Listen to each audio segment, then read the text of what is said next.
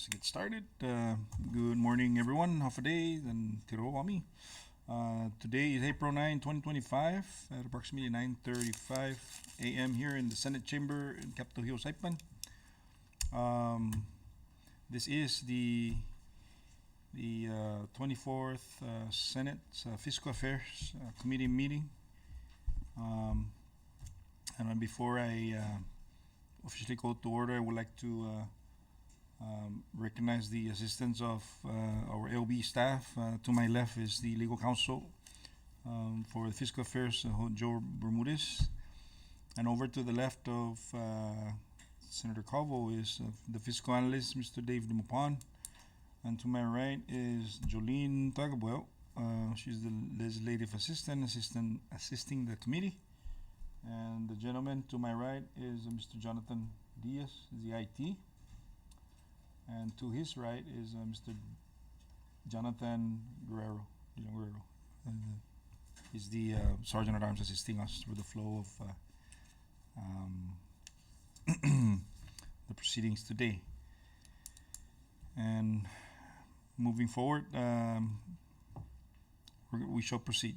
I would like to call this committee meeting to order. Once again, today is April 9, 2025 at 9:35 a.m. here in the Senate chamber. And moving on to item 2 on the roll call. At this time, I recognize Jolene to please call the roll to effectuate a quorum. Senator Ronnie M. Calvo. Present. Senator Manny Gregory T. Costro. Here. Senator Francisco Q. Cruz. Here. Senator Judy Hofschneider. Gaye. Senator Carl R. King Neighbors. Senator Karina L. Magofnia. Senator Donald M. Manglonia. Present. Mr. Chairman, 5 members are present, 2 members are absent. With 5 members present, we have the number to proceed on. We have a quorum to proceed on with this committee meeting. Let the record reflect that Senators Carl King Neighbors and Senator and Karina Mangofnia are hereby excused from today's meeting. Moving on, item number 3, adoption of agenda. But before I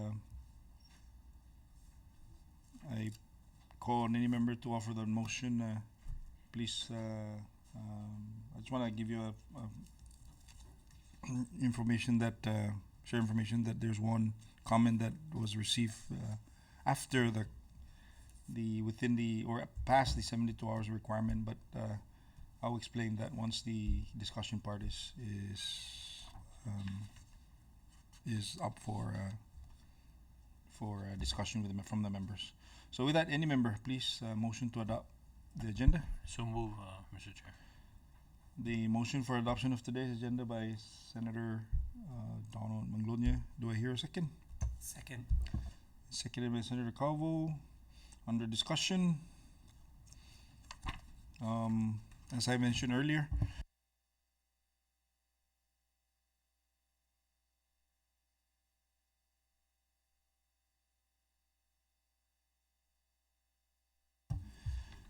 okay, under discussion and there's being none. All those in favor to adopt today's agenda, please say aye.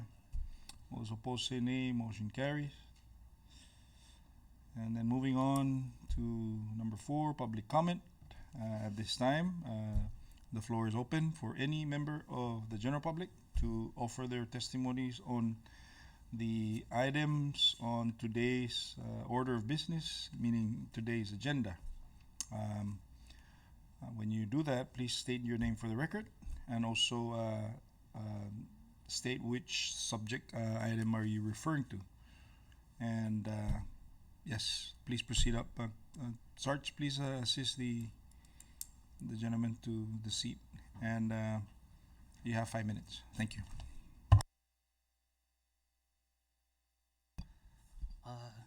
Good morning, Senators.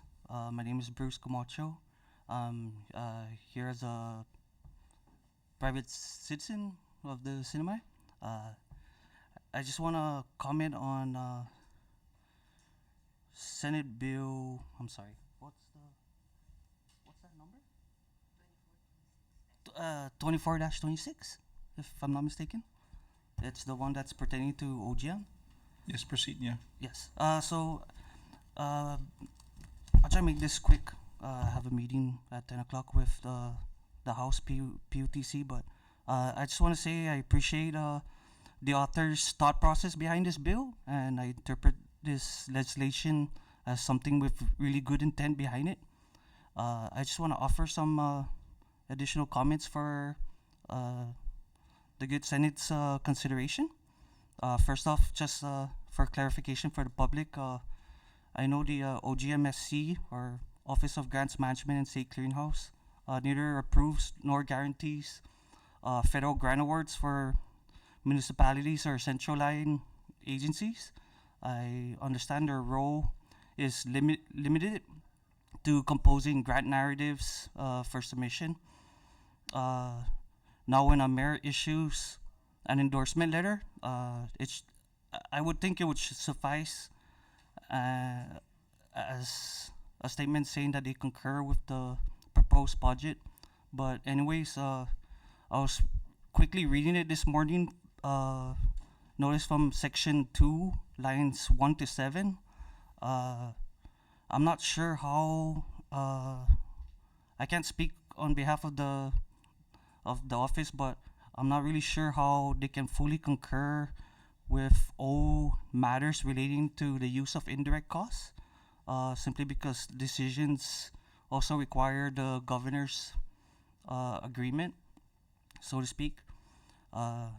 And I just say this to take into consideration that the grants office has no full expenditure authority of the indirect costs. Therefore, I don't think they can make such decisions, if that makes any sense. And the last comment I just want to quickly make is maybe the consideration to adding the municipality of Saipan and the Northern Islands to this. That way, it could be uniform across all municipalities. But the bottom line up front is, I think this is a good bill. I think it has good intent behind it. Just maybe some additional corrections to it. But yeah, for the bottom line is I do support. Okay, thank you. Sus Masi, Mr. Komatsu, and definitely we appreciate your comment, and that's the function of why we're having this opportunity to not only to the members but the general public to offer their input. So we really appreciate your inputs, and it's going to be considered in the deliberation moving forward. Sus Masi. Thank you, Senator. The floor is still open for any member of the general public to offer their comments on any of the bills and items that are before us, before the Fiscal Affairs Committee meeting this morning.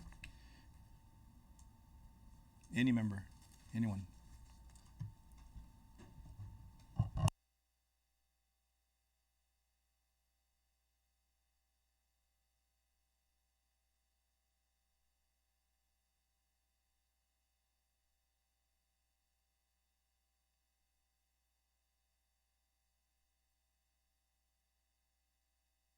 Guaho si Joseph Mundo Castro.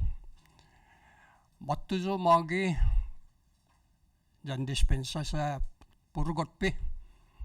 Después di taluani nigap utungo na Paraguay ti unta por no ejiling niya no na proposito 24 das 27 24 das 27 proposed bill in regards to the retiree por the overtime. Wata ni jay proposito ja ugagaw hamjo. Finin na undang kulo na saludo para isenador presidente as Dennis Mendiola na nafanyago talo o edyo na proposito 24-27 sa estagya latsa no mafanyago ji 23-61 da mapasa gini na pison no guma legislatura San Nilo na guma. No mano papa gi guma sang papa dati maadopta. Bueno, kumuuno zo na retirao za no pamadedesizo pago na momento. Usapopota iproposito 24-27 za no parafa na ba na megay kwentoso ugagago sa potasyon medyo na komite za balunga za udisesyan ng pasa o mapasa interamente an maskejo a general meeting gi gumasan hilo sa hafa gi pago na momento makokobla gwa uno makokobla no ginini settlement fund dabay na klaro na matutok sa pago titanoso dyan sinintek ko ni settlement fund después di maafo di chilo ginigalat sa tayo na pinetput o resibi gi post office registered mail un paketi ano baba masa suot ko rason no iso sa hafa makukuplan zo na overpaid zo gi sinentek ko dyan gimpabikesang todo afas bidaw gi publiko para publiko bolan na i-gobernamento adidibizo lo manunggizo anig world commissioner 24 oras to de tempo gaygi i-radio gi hilukatrek ko na manananggan zo office siya na kutpi padan man bababay pulisya gi sanhizog waga nga uzong do sangani siya na tsogi maulik basta na siya babaras gi tsalang enigi lopolo sa otusti estigi settlement fund esta dos lawyer matuzo obisita bolanya senador bolanya gasto pabegasta ki hafa makokobla zo size meat 6,000 na makokoblo lo imalabida ni ana makesang i kwanto pa beresibi tigo tsumogwi tazo tsogwi usan miti halun intereso na malago zo muritiraw i gobernamento ni umahando si antes i retirement program siya kumesang tatig-tigaho tiedyo loki siya man retiraw bayan makisangi pos man manayin kwanto pa maresibi ja ejige naman hujong ko loki janggin para baydibi i publikon Marianas giti kumbeni na manera munga zo besan miti zo alon na biapasi afo di dibi loti man di dibi zo gi settlement fund za matutok sa pago na ora ititanoso emotionally I'm being hurt why just it's a stress estiga i-disclosure financial declaration. Kung ini siya question, para be opi, para be ano wato za ben negotiate, para sina ma-reduce papa 6,000. Esta siya gwa utsogwi, esta be alok, ipabiano ulo gi settlement fund pa be meeting o prepara jo. Ani mo meeting jo, gi wato gi mapos 2 semana tati. Manayo honesty declaration was sige jo pago managang opisina publiko ispita desta stigi para 3 semana ni kapan ni agang tribal supervisor ti monana jan ni kwanto apa si halon na biu CHC ana medical referral zo ufin kontrata na pabiapasi idibio gispitat ispitat na ora tisina manayo tinakatempo. Besa nga namjo, 70 Adventist wagang jo gago account analysis kwanto apasi siya Kada 20 minutos, masangano, Mr. Castro, you could come to the front desk and pick up the statement. Wahu, muna ileko mampus stress. Sa sahangi ni, problemaw gini, ikwanto siya, wapapasi idibyo. Dan hafa siya dibyo wapasi. Sige jo pago na managang opisina. Han muna dyan jo gini, Amerika simpi talo. Wagang ijoko mortgage sa nestaba jo gilago. Dan hafa siya wapasi. Enigi, aninatan, ti Libianus ti.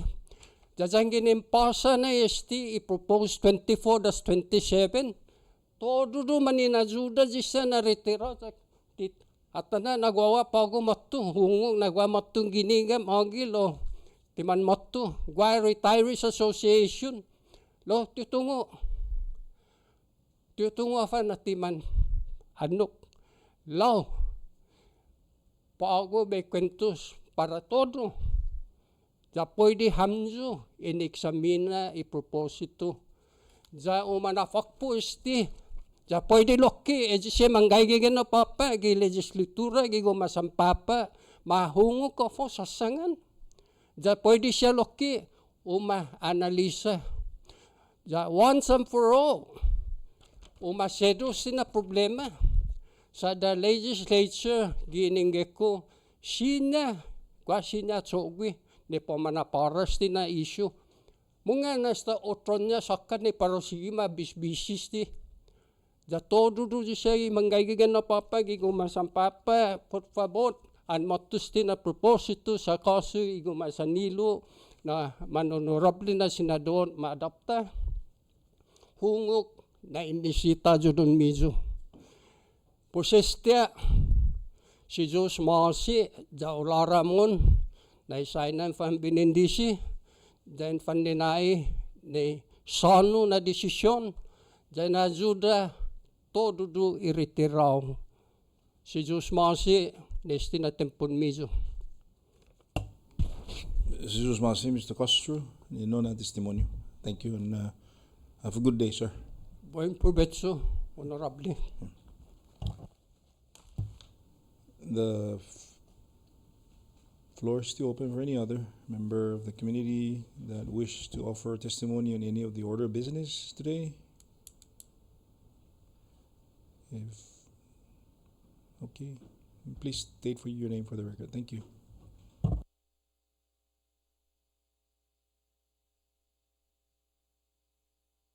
Good morning. My name is Tomasa Palacios Mendiola. I work for the Office of Grants Management as a grants manager. I really don't have anything prepared for this morning other than wanting to support your bill for the Senate Bill number 24-26. The Office of Grants Management is always open to all municipalities regardless of Saipan, Tinian, and Rhoda. We are there to assist every municipality. Now, it's in a bill,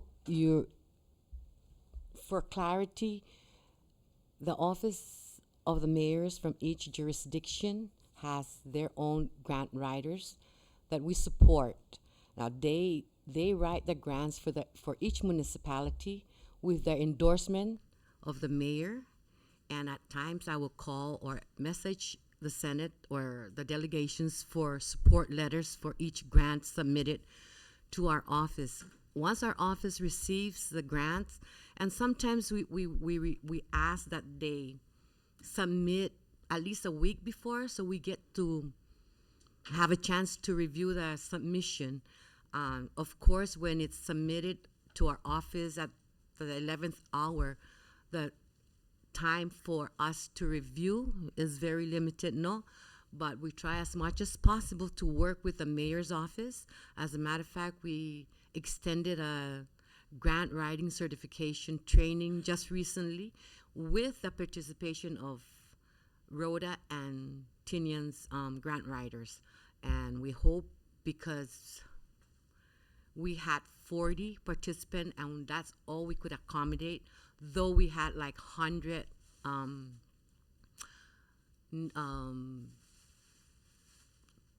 submission to attend the certification program.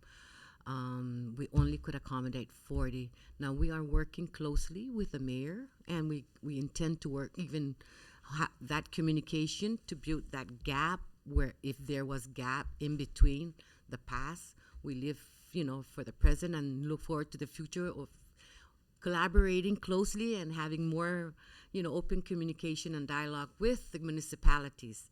Now, I've recommended to the mayors, try to always email, because when you call Mr. Epi or he doesn't answer your phone call, as soon as he hangs up the phone, sometimes he forgets. So it's always good to email your requests or your concerns, and we'll make sure that he responds. And I want to touch a little bit on the indirect costs. So to my understanding, 65% goes to the general fund, 35% is for sub-grants and our operations as well. Now, if we don't work or with the grant and spend the money on the grant, the fundings, we don't get the indirect costs. And maybe I would like to also ask this AUGS body to look into supporting the Office of Grants, perhaps with our a little bit of FTE. I know the last budget was only $1. Perhaps you can increase it to $10, Senator Jude. But we are here to work closely and needing your help as well. And this bill, I would like to recommend that we have more communication, so we can figure out or identify how we can be of better help or greater help to our community. And I forget what's the Senate bill for the retirees, but I would like to also make a comment as a surviving spouse. I was called into the retirement after my husband died, and this is just last year, July, no? So the retirement as a surviving spouse, you only get 50%. Out of the 50% of his pension, I was called in because they said for 20 years that my husband has been retired and receiving his pension. They never deducted. They said he was under deducted for his class 2, and they want to start deducting my 50% for their mistake. Now, I believe for 20 years they must have had an audit somewhere there to identify those mistakes that they had made in the past. Now, right now, my 50% is being deducted for the difference of, deductions for class 1, class 2, whatever it is. But, that's something that I, as a surviving spouse, have to live with now. So perhaps that's something that this August body can look into to try to fix, the burden shouldn't be on the surviving spouse or the pensioners. With that, thank you, and the Office of Grants Management is always open for, communications and collaborations. Thank you. Sis Mosi, Ms. Mendiola. Sorry, I didn't have anything written. That's fine. Your comment is being recorded, and it's going to be accounted for in the further deliberation of the two legislations that you reference. And I appreciate your suggestions. Okay, have a good day. Mr. Chair, Proceed. can I just ask, Mr. Massa, are you here as a private citizen or as an employee of OGM also? Okay, so you'll be able to answer questions once we get down to that bill. Okay, thank you. Then thank you, Vice President, for your question. So, the public comment is now closed, and we'll proceed to item number 5 under new business. And new business is Senate Bill number 24-01, and that is to create the CNMI term pension plan and for other purposes, sponsored by myself, Senator Hofschneider. So if you notice, members, there's no comments and deadline received, simply because the chair wishes to ask the indulgence of the members that we take this legislation to through a series of public hearings in the CNMI. On the outset, I wish to request that I propose that we have 3 here on Saipan and 1 on Luta and 1 on Tinian. And also for the viewing public and for those that are listening, this is the third opportunity for this introduction, and we hope that we can further discuss this and get inputs, as much inputs from the general public. Also, the bill in itself is not written in stone. There is subject for changes and updates. So I wish to respectfully ask the members that we forego requests for comments, and we'll do that when and if we decide to collectively to take this through a public hearing. And I want to recognize any members to offer their comments on the matter. Any members? I recognize Senator Calvo. Thank you, Chair. I would like to agree with that public hearing comment and support that for 3 in Saipan, 1 in Tinian, and 1 in Broda. It's very vital that we get the community's feedback in regards to maybe the comments and revisions, most especially when it comes time for the calculation part. So I do highly support that. Thank you. Jesus Masi, Senator Calvo. Any other? Senator Castro? I just wanted to say I support public outreach component, and thank you for this bill. Although it's not at the same benefits that prior retirees received, it's still something. I do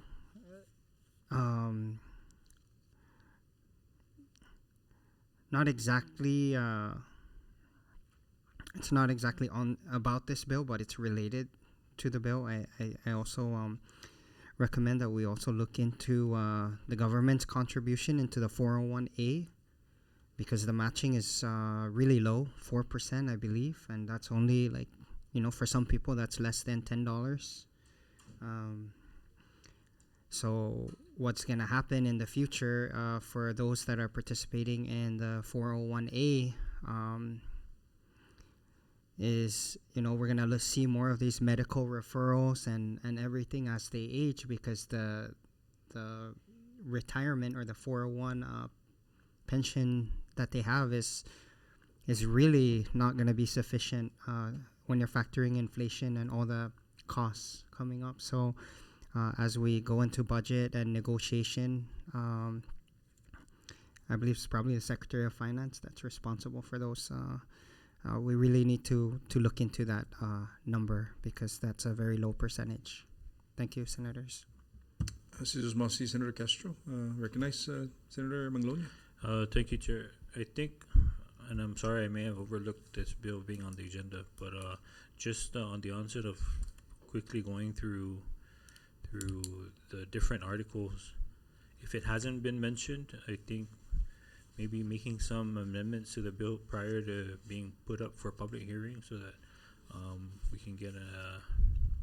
can include recommendations from the members of how to better the pension plan. One thing that I would like to propose, if it hasn't been included within the bill, is something along the lines of health insurance. I'm not sure, Chair, if that, just looking briefly through the whole bill, maybe I'm missing it, but I don't see anything on health insurance. And having to speak with some of our community members who had seen the bill in the prior legislature when it was introduced, I think one of the concerns about for them is that they would like to see how they can be offered life insurance after, health insurance after retirement. That would also possibly open the door to a lot of our people who would like to retire with the safety net of having insurance, and hopefully we can get some people retired and open the door for more opportunities for people who want to climb up the ladder. And so I would like to propose maybe in our next meeting we can include all the recommendations, so that we can have a wholesome bill that can go out for public comments. Thank you, Mr. Chair.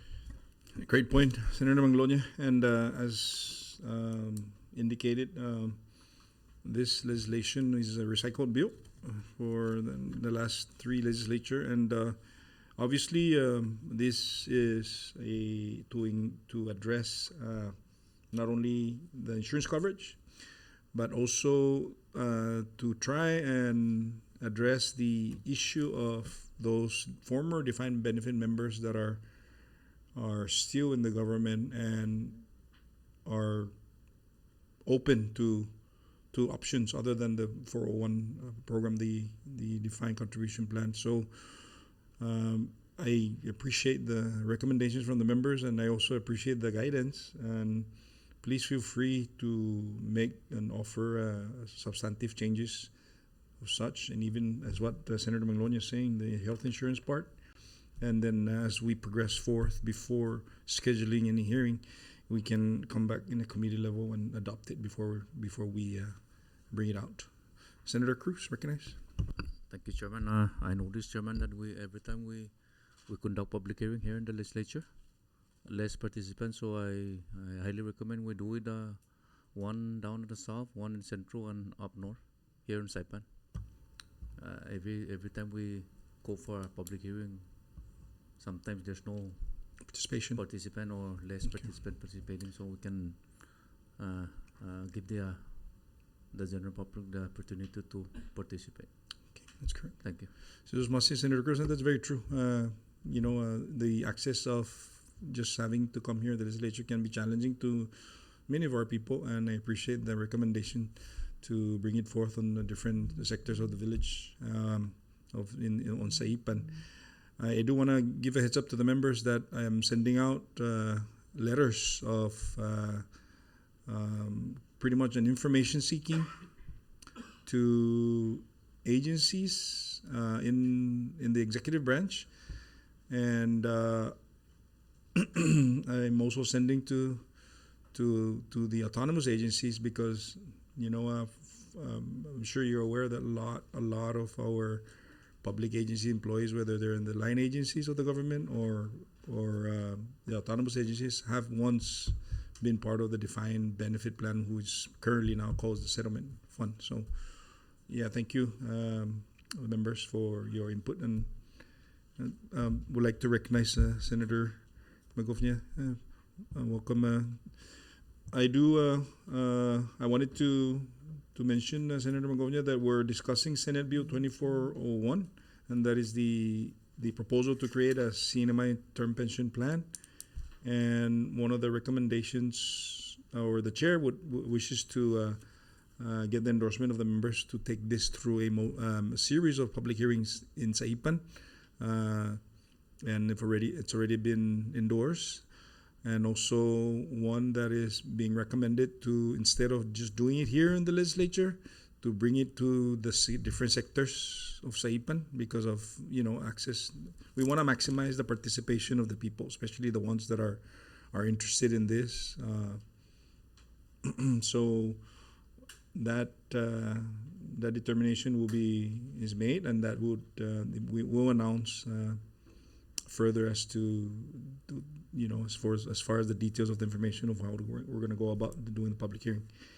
Also, in consideration of many of us in here, including the staff, I respectfully ask that we look at no earlier than second week of June to do the hearings, with respect to a lot of graduations happening, in the CNMI. So we're gonna have on this particular issue, we're gonna have committee meetings to discuss this, and then we're looking at a second week of June to roll out the public hearings. Okay, any questions from any members? Senator Magofnia, would you wanna? You're good. Okay, thank you. All right, any further on 24-1? Okay, moving on to item number 2, 24-10. Go ahead, Senator Magofnia. First of all, I'd like to apologize for my late arrival. Did the committee get a chance to discuss the bill itself, or are we moving? No, we're not. We're not gonna move it to the next phase. We're going to hold it further for further deliberation on, because okay. some members have actually requested to make amendments before bringing it out to the public.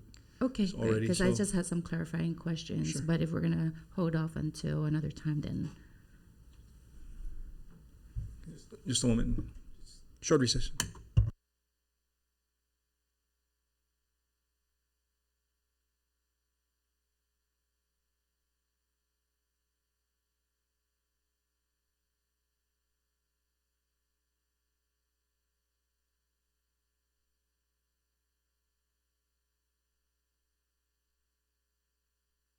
Our meeting. So at this time, I recognize Senator Magofnia.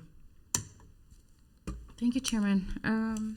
So I just had some clarifying questions to better understand. I do understand the intent of the legislation, and I believe it's important and beneficial to our government employees from all the branches. But for clarification purposes, I'll start off with, should this legislation be enacted into law, this program is not mandatory, right? It's optional for the government employees. Currently, at its face value, yes, it is. Okay. And then so on page 5, under definitions, I just wanted to clarify the difference between a custodian, which is letter F, and a planned custodian, which is letter J. I wanted to understand if there's a difference between the two. That is, which you're referring to, which one? On page 5, letter F, it says custodian means any agent who is qualified and has assumed the responsibility for the fiscal possession of the planned assets.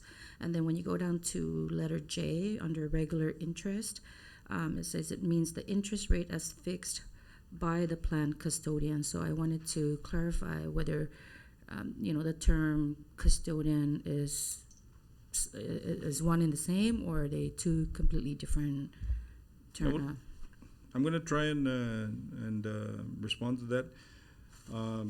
Basically, this legislation is eventually going to be, we're going to task the Secretary of Finance to be the administrator of which will allow he or her to outsource the custodial, the operations of such, as the same concept as that of the 401k, no? Mm-hmm. So if this is a clarifying question, and this is the reason why I appreciate that we continue discussing it, and maybe this won't be needed, perhaps, unless you want to proceed on with further discussing it, or? Oh, no. I just maybe putting it out there, so maybe when it does get to the Secretary of Finance, they just kind of clean it up a little bit, so Yes. there's no ambiguity as to the difference, if any. Okay. Yeah, and then still on under letter F. So custodian means any agent who is qualified and has assumed the responsibility. So when we talk about qualified, what determines that qualification, and who appoints that qualified person? Also, the appointment will come from the Secretary of Finance, but and then based on what you just explained, I'm assuming that the secretary will be the one to determine what those qualifications are. Correct. Okay. And mind you, again, Chairman Magofnia, this is essentially going to become a plan. Right. So it's the class of the potential class members Okay. who would also take ownership on this, no? I would like to think that the goal of this is to roll it out, and if it does become law, it's gonna grow. As there's don't be surprised if some of our the current employees that are in their 30s and 20s, don't be surprised they'll be dialing on this. Can we make it mandatory? Because when I do my walk-arounds, not only here on Saipan, but even in Tinian and Rhoda, one of the turnoffs, and forgive my statement, but one of the disadvantage right now of staying in the public sector is the lack of retirement system. Right. That's always so. What they do is they're starting to look away and look out for other opportunities. And one of the biggest one is, other than to up their family and leaving, one of the biggest one is the armed forces. Some of our constituents that are been serving the government for like over 10 years and are still qualified for the armed service, they actually dialed in because they want to secure their families. So this is one component that we're offering, as an opportunity for them to hopefully we can get to the next level and allow for this. And I appreciate the members, that we continue flushing through with this legislation. It is 15 years, that's its calling right now, but the chair is already saying 20 years, 55 to 75. Yeah. So, Okay. yeah. Anything else, Senator? Yes, I actually have quite a few, if that's okay. So going back down to letter J under regular interest. So regular interest means the interest rate as fixed by the plan custodian. So when we talk about the interest rate here, is there a cap or a ceiling under, like, with this interest rate? Because it says interest rate as fixed by the plan custodian. So I'm interpreting that to be that the plan custodian is the one that determines what the fixed interest rate is, correct? And so what is that interest rate? And is there a cap to that interest rate? Perhaps in the outset, again, this is fairly in its raw presentation, and that would be determined by, as we go through the motion of trying to fix and update this legislation. Okay. So. Okay. And then, so in the contribution rate, it's the Secretary of Finance that administers it. So I'm assuming that this, it says that they will create an individual account for each member, and then the accounts will be interest-bearing accounts, or? Essentially, when because I'm assuming, I'm almost sure that we're gonna outsource this. I see. This program. But program. Here's and I think I mentioned this earlier, Senator, is the committee. I have a letter that's going out to respective agencies to help us with the list of former DB members, the now settlement fund members that have been serving for over 20 years, 20 or more. So that would also allow us the figures, to calculate, and then we can just kind of jump from there and hopefully arrive at a baseline initial capital infusement, so that whatever decision the committee makes or the bill becomes, if it becomes law, whatever incentive we can offer those folks to detach from the CNMI government and allow them for some pension for the next few years, that would determine the percentage of what they're making. Because before, my recollection is that when you're a DB member and you're ready to retire, you quantify the average of your top 3 salary. Right. And then you go out there, and whether you're class 1 or class 2, you file your separation from government, and they'll give you either 55 or 65% depending on how much overtime at a time, how much you generate. So and we were just talking about that earlier in the public comment. So again, this is a very raw and a general presentation, and I am anticipating that this committee would be calling the Secretary of Finance and Management and Budget to further guide us with regards to this, the progression of this, and a lot of this definition clause, and maybe we won't be needing them, or maybe we need to further clarify and put them actually at figures, Yes. Dave, at any time, sorry, Senator. At any time you want to chime in, to assist, please just raise your hand. Okay. And so I guess I didn't get any copies of comments from the Secretary of Finance. Maybe we did or didn't receive one, but it sounds like we will be inviting the Secretary of Finance and OMB for more Yes, discussion. for sure. That's a definitive Okay. statement, Senator. Okay.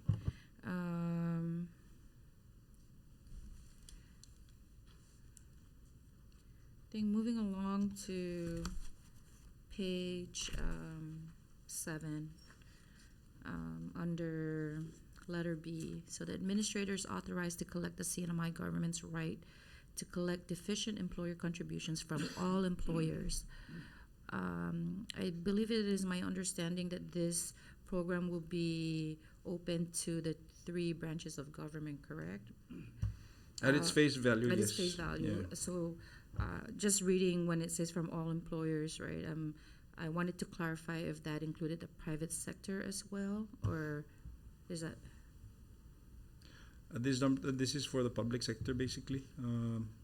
Again, if that is the recommendation, and we can quantify allowing for private sector to dial in, that will even be an advantageous, no? Because it's going to Yes. shrink the spread of the payment per pay period. Okay. Great points. Okay. Okay. So, okay, moving along to page 9 under employee contributions. Just a high-level question. Would there be any reporting requirements for the administrator to provide to the members, Absolutely. like That- on a monthly, quarterly, semi-annual, or annual basis, just so that the members know exactly how much they've already contributed into their account, what the government portion is? Yes. Like, so there will be a reporting There requirement. has to be a provision in there, the reporting requirement. And again, also if this again becomes law, no, that we outsource the administration of this, Mhm. we're gonna have to require that whoever is the participating partner. Okay. And then I ask because I don't believe I see it in the legislation itself where there is a reporting requirement. So I just wanted to inquire if that's something that we could incorporate if it's not in here. But other than that, just one more on page 10. So under subsection 84112, the benefits, refund on separation. I just wanted to clarify, if you look at line 25, so refunded at 25% of their employee contribution.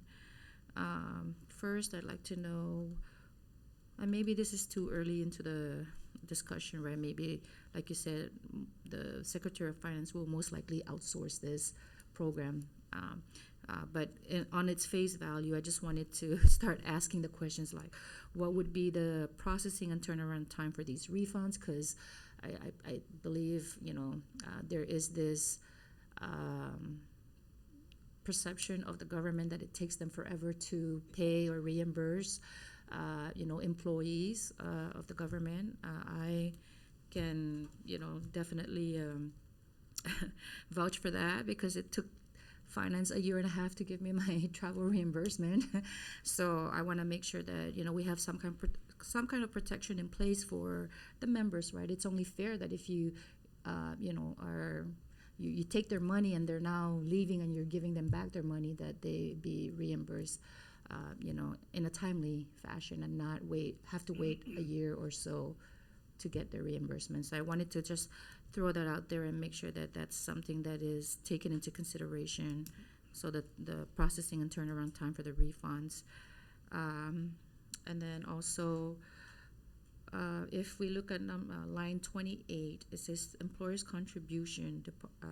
It says the participating term pension members' separation from the government shall automatically forfeit the employer's contribution deposited to the term pension plan on behalf of the individual. So I understand that the employee gets 25% back, and then the employer's contribution is forfeited. So at that point, what happens to that contribution? What does it go back into the general fund? Where does it go, and how is it going to be spent? Okay. So I'm gonna try and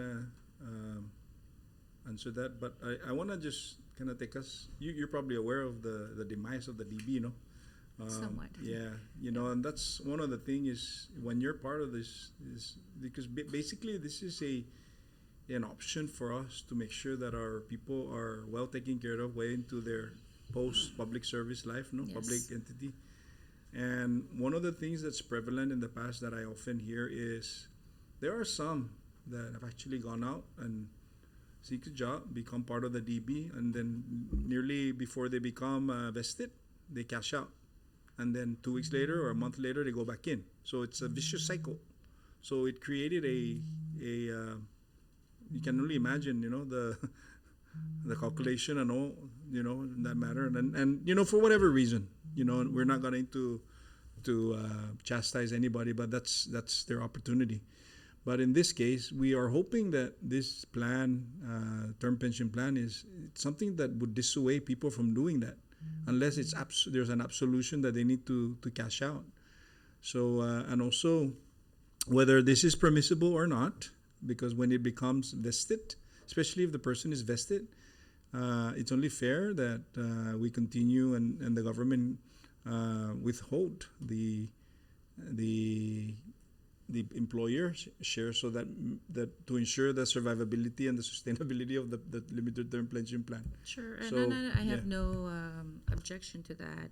I'm just curious as to what happens to that pot of money now that, you know, that is forfeited, right? Whether it gets put into the general fund for appropriation by the legislature or gets redistributed Yeah. amongst all the other members. I just want to Sure. understand more about what the plan is. And I, once the commitment is there, you know, it goes to the plan itself. We would like to go for it to go to the corpus, not the general fund. Now, there's no other reason for the general fund or the finance to start paying the employer share when that person is no longer part of the plan. No, so whatever that the sum of that goes to the general fund. But the ones that are being held up would eventually remain in the corpus of the plan. That's the, you know, the assumption. And Senator, can I recognize you, Dave? Yeah.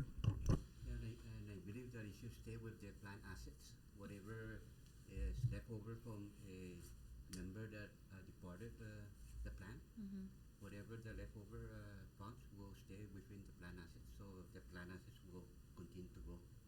That's how I expect this to happen. Yeah. So when we say the plan assets, are these funds to be taken and invested to earn interest? That's right. Okay.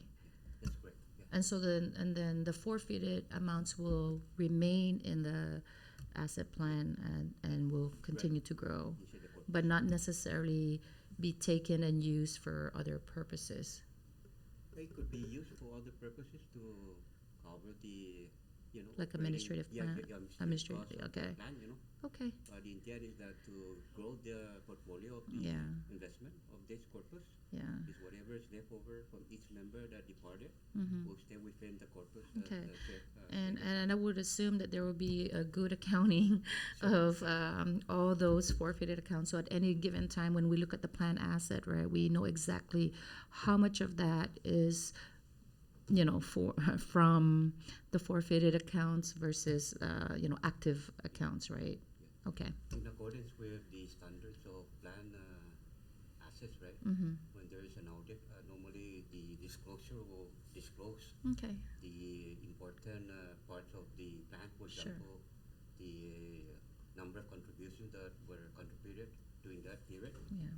the employee contribution, you know, the employee contribution, Mhm. the rate of that the return of that period for the plan assets, and all of those significant amount that should be disclosed on the plan will be disclosed when Okay. the audit comes, and there's an audit report. Okay. You see all the significant. Yes, we just want to make sure there's proper accountability, right? So that the members can feel comfortable and trust that the program itself is, you know, working and it's to their benefit and everything else is being accounted for. So thank you for that clarification, Dave. That's all I have, Chair. I yield. Sis Masi Dave and Sis Masi Chair Karina Magofnia. And before we move to the next item, I want to ask the members to kindly reflect on page 9, under 919 to 29. That is a very critical portion of this legislation because this is the one that addresses the former defined benefit members. This one, I'm very interested in the information that we're going to be getting from the participating agencies, and of which we're going to figure out really the financial impact of such. Because I'll guarantee you that this is a good takeoff point for us to be able to quantify and be able to move this legislation forward. Thank you. Thank you for that healthy discussion, Madam Chair.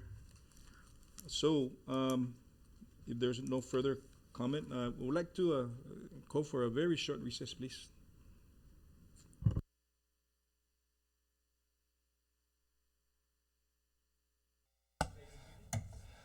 Thank you, members. We're back in session, and we're in our committee meeting, rather. So we're moving on to Senate Bill number 2410. The title is to repeal sections 101 and 201D of Executive Order 943 and to establish Office of Management and Budget within the Department of Finance for other purposes, offered by our President, and it's been referred to us the committee on the 20th of February 2025. And under the RFC, the deadline, we have a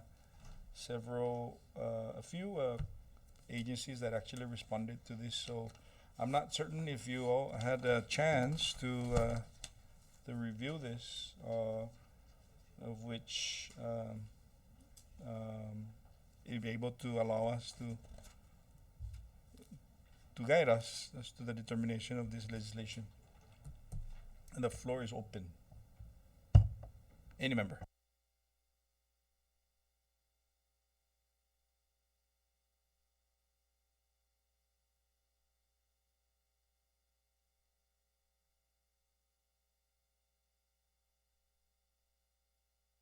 Senator Magofnia.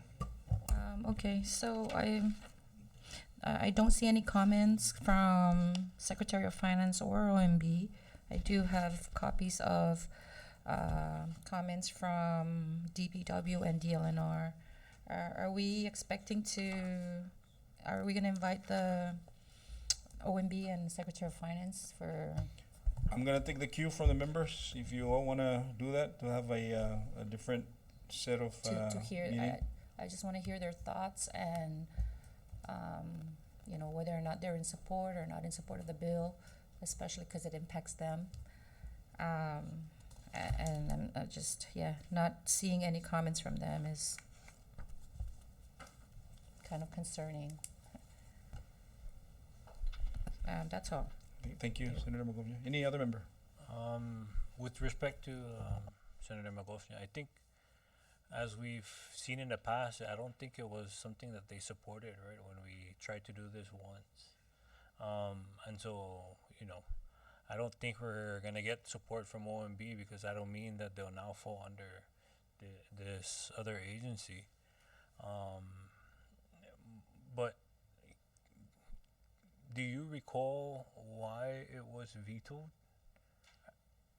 It never made it out of the House. No. It was vetoed by the governor, and then we had to vote to override at one point. But I think Senator, no, I forget where it failed to override. If it was in the House or the Senate, do you recall? Yeah, I think it was the House that's what I meant. So Yeah. but again, I want to take the cue from the members. If you guys want to invite the two gentle lady before the committee to discuss this, obviously to your point, Senator Maglonia. But again, this is important that we determine how to facilitate this legislation. Right. But I also think it's a policy call. It could be just a policy call, based on the experiences that we have, even as a municipality, in regards to the challenges that we face in regards to RPAs and NOPAs and fund status, and so having it under what the bill mentions, under a unified, so that there's a unified position from one entity as opposed to two separate entities. I think this is something that I would support again. If I recall, I think I did support this in my first term, maybe as a legislator, mainly because of the challenges again that I brought up earlier, that it's very difficult to get answers and get updates.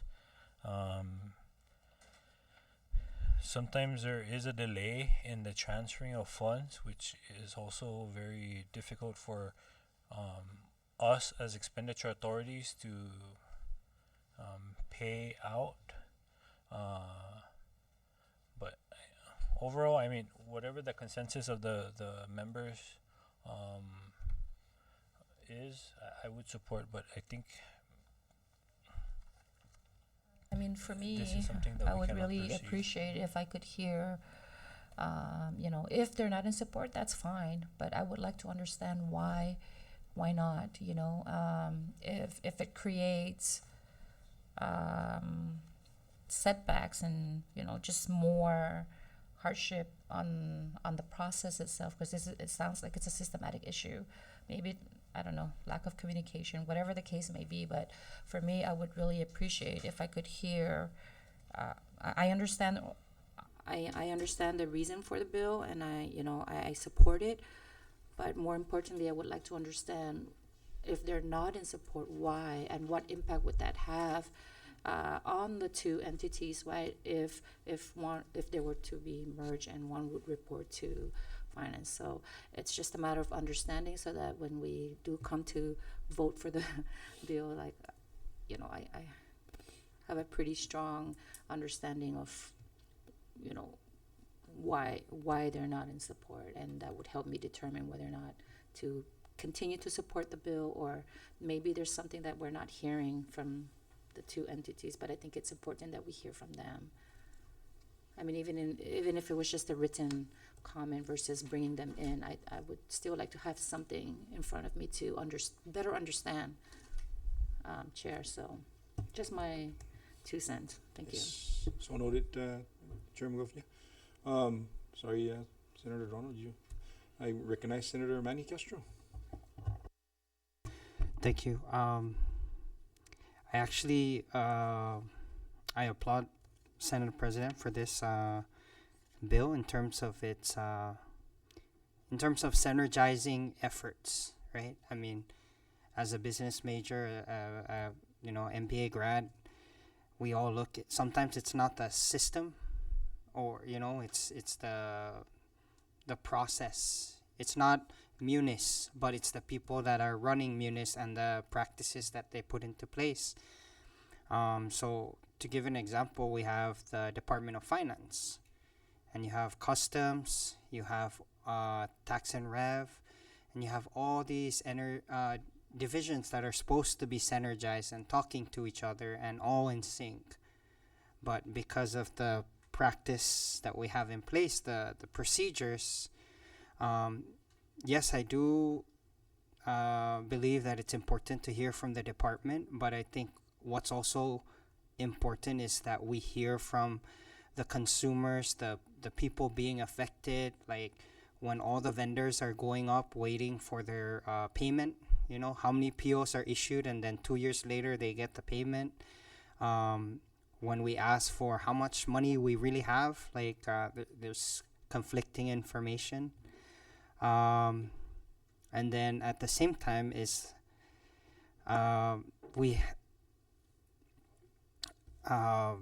when you look at agencies like Commerce, right, like business licenses is there, or some of the processes for starting a business, like you get.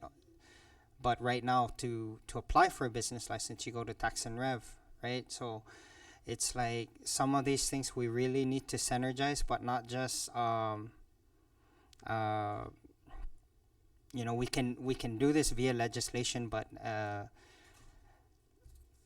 that's the benefit of getting them in. Is I think the most important part is the leadership in it. So equally as important as these policies is the people that we start to appoint to make sure that all these concerns are being addressed.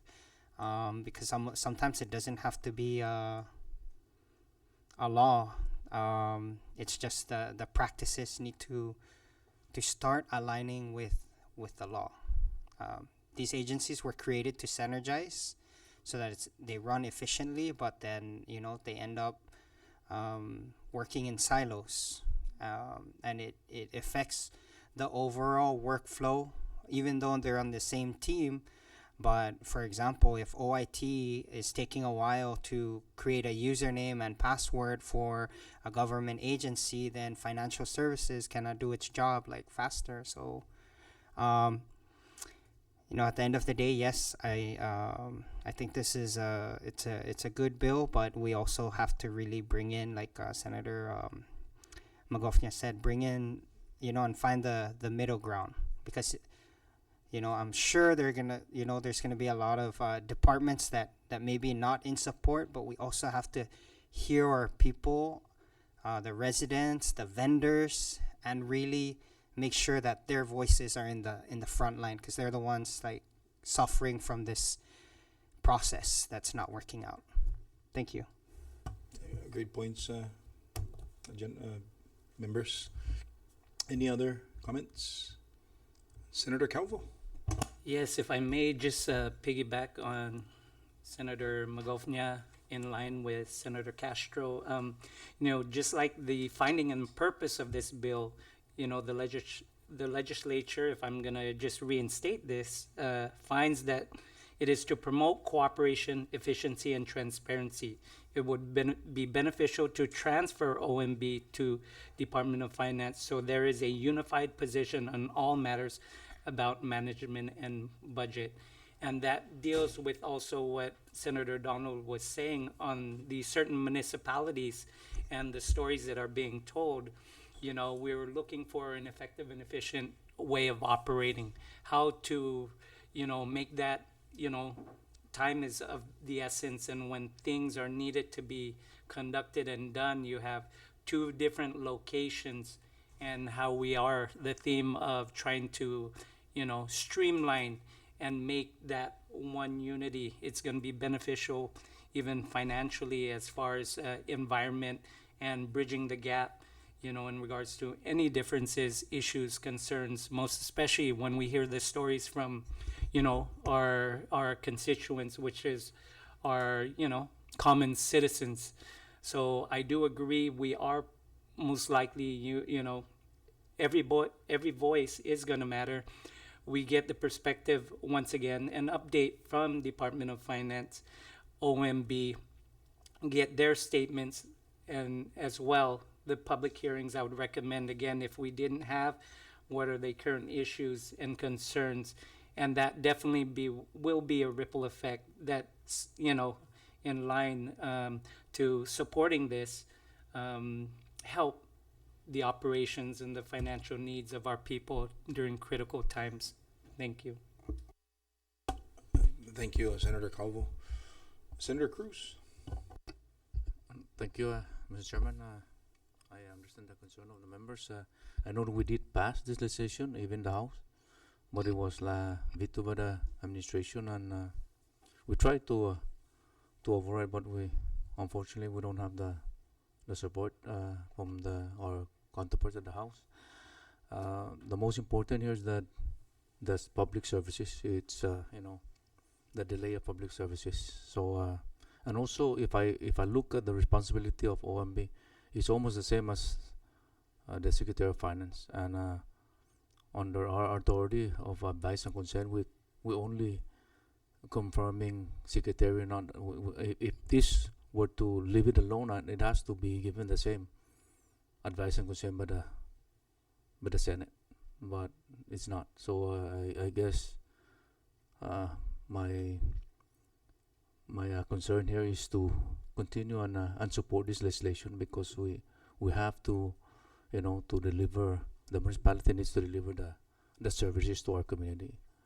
At the end of the day, if that service is not delivered, we're burdened with all the complaints. So I ask for your support on this legislation. Thank you. Thank you, Senator Cruz. Senator Magofnia. Thank you, Chair. And, Senator Cruz, as I stated earlier, I do support the intent of the bill. It's very clear, just listening to every member who has spoken earlier, that, there is a necessity, right, to clean up, basically. And you're right. At the end of the day, it's the programs and services that we deliver to our community members. So I would personally like to hear, from the two agencies, just give them the opportunity to share with us what is their opposition of the bill. And sometimes through conversations like that, it opens up dialogues where they probably didn't even think, that some of the processes that they have in place is hindering or causing delays, right? I mean, I'm pretty sure they know that there are delays, but sometimes just having a dialogue and conversation takes them to a different state of mind that they didn't even probably consider, just because it's such a mundane job. Like, they do it in and out, every day, that they don't really have time maybe to sit back and reflect on the existing processes in place. But sometimes when we have those kinds of dialogues and we bring up the issue, right, all of a sudden, maybe not in that moment, but when they step away and they reflect, which I hope they do, that they might see it from a different light. But yes, absolutely, this bill is important, and I am in support of it.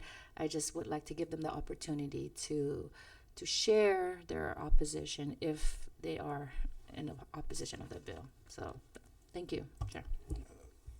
Senator Magofnia. Do you want to, Senator Castro? One more.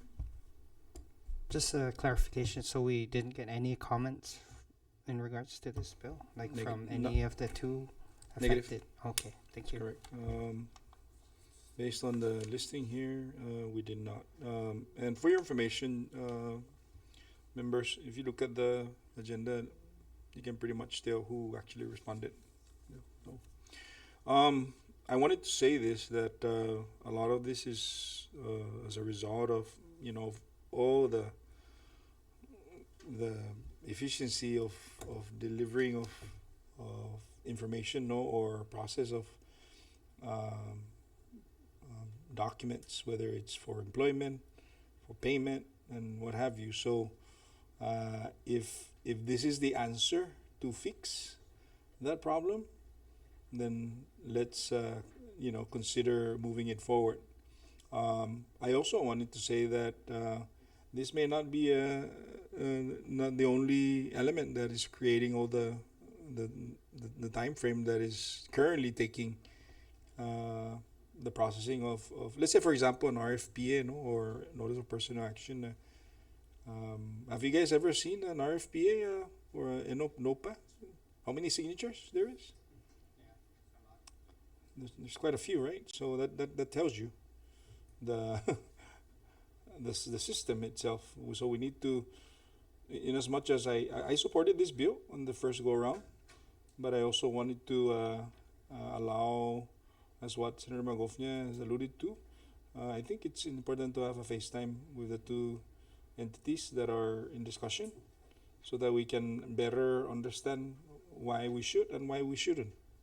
And maybe we should create another department in its entirety, I'm just saying, perhaps, because if what Senator Castro alluded to earlier, there's so many sub divisions under the Department of Finance, from the collection to the enforcement to processing to budgeting and all that. So is it time to do an omnibus legislation to bifurcate some of that?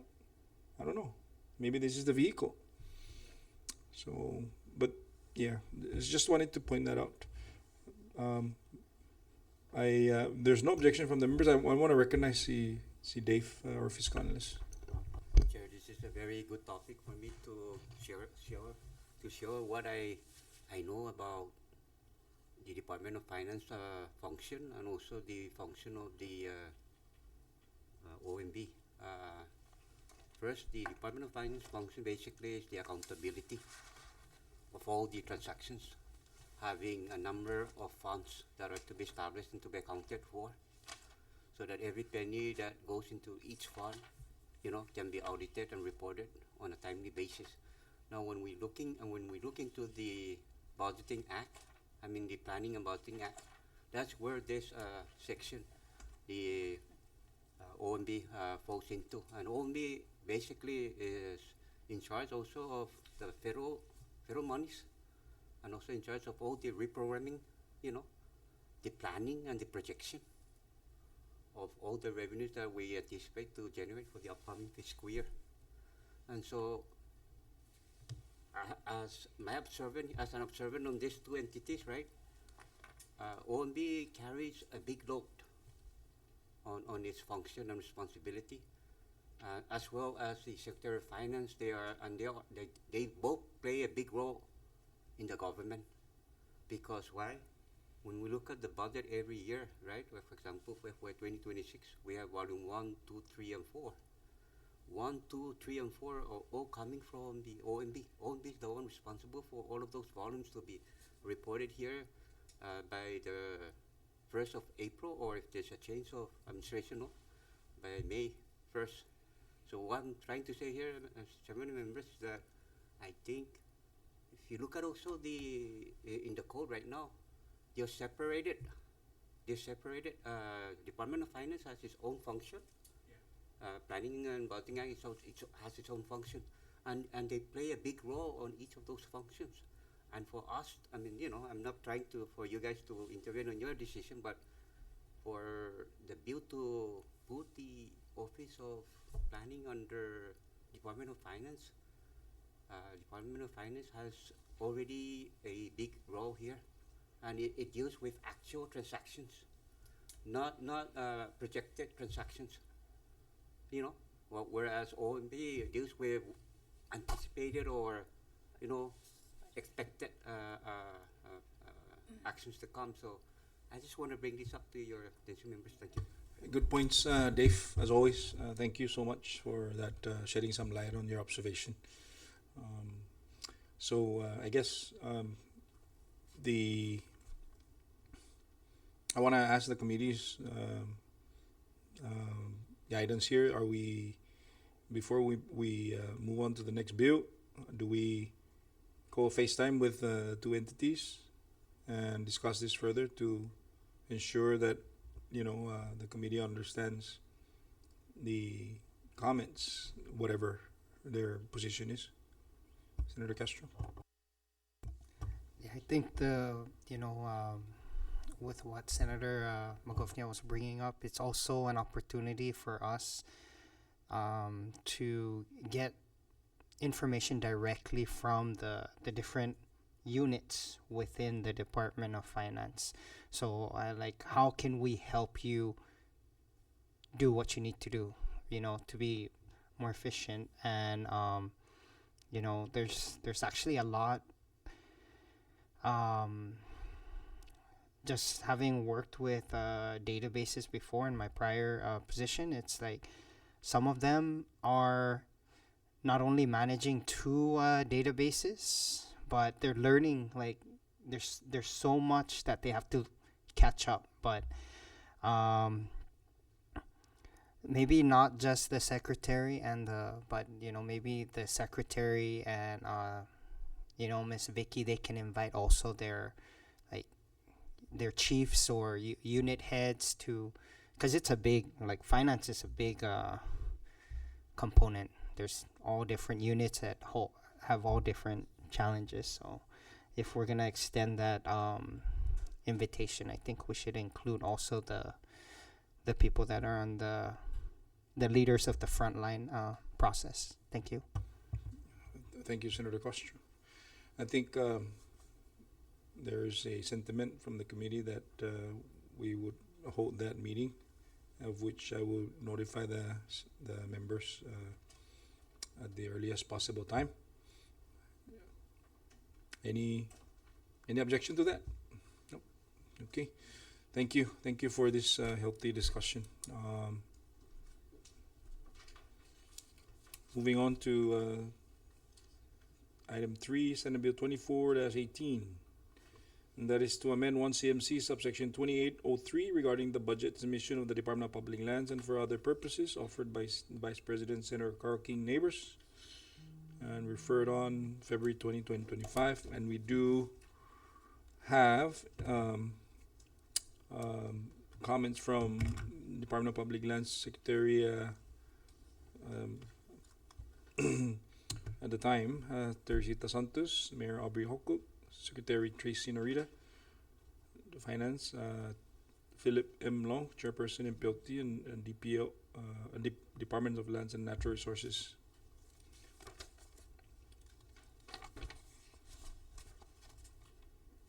Recognize Council.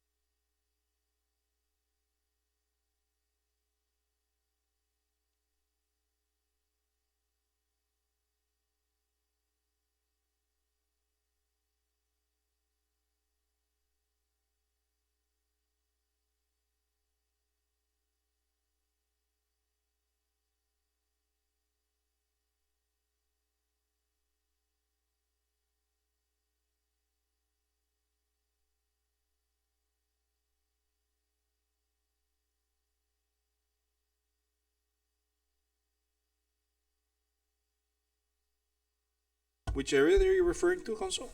What line, and can you cite so that the members can follow?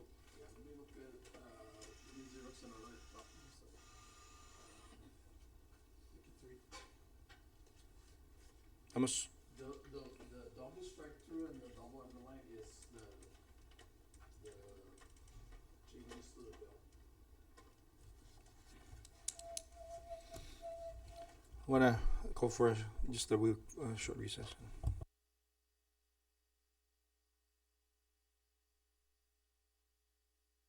Power and water infrastructure, based on that 1984 case that said such capital improvements are unconstitutional.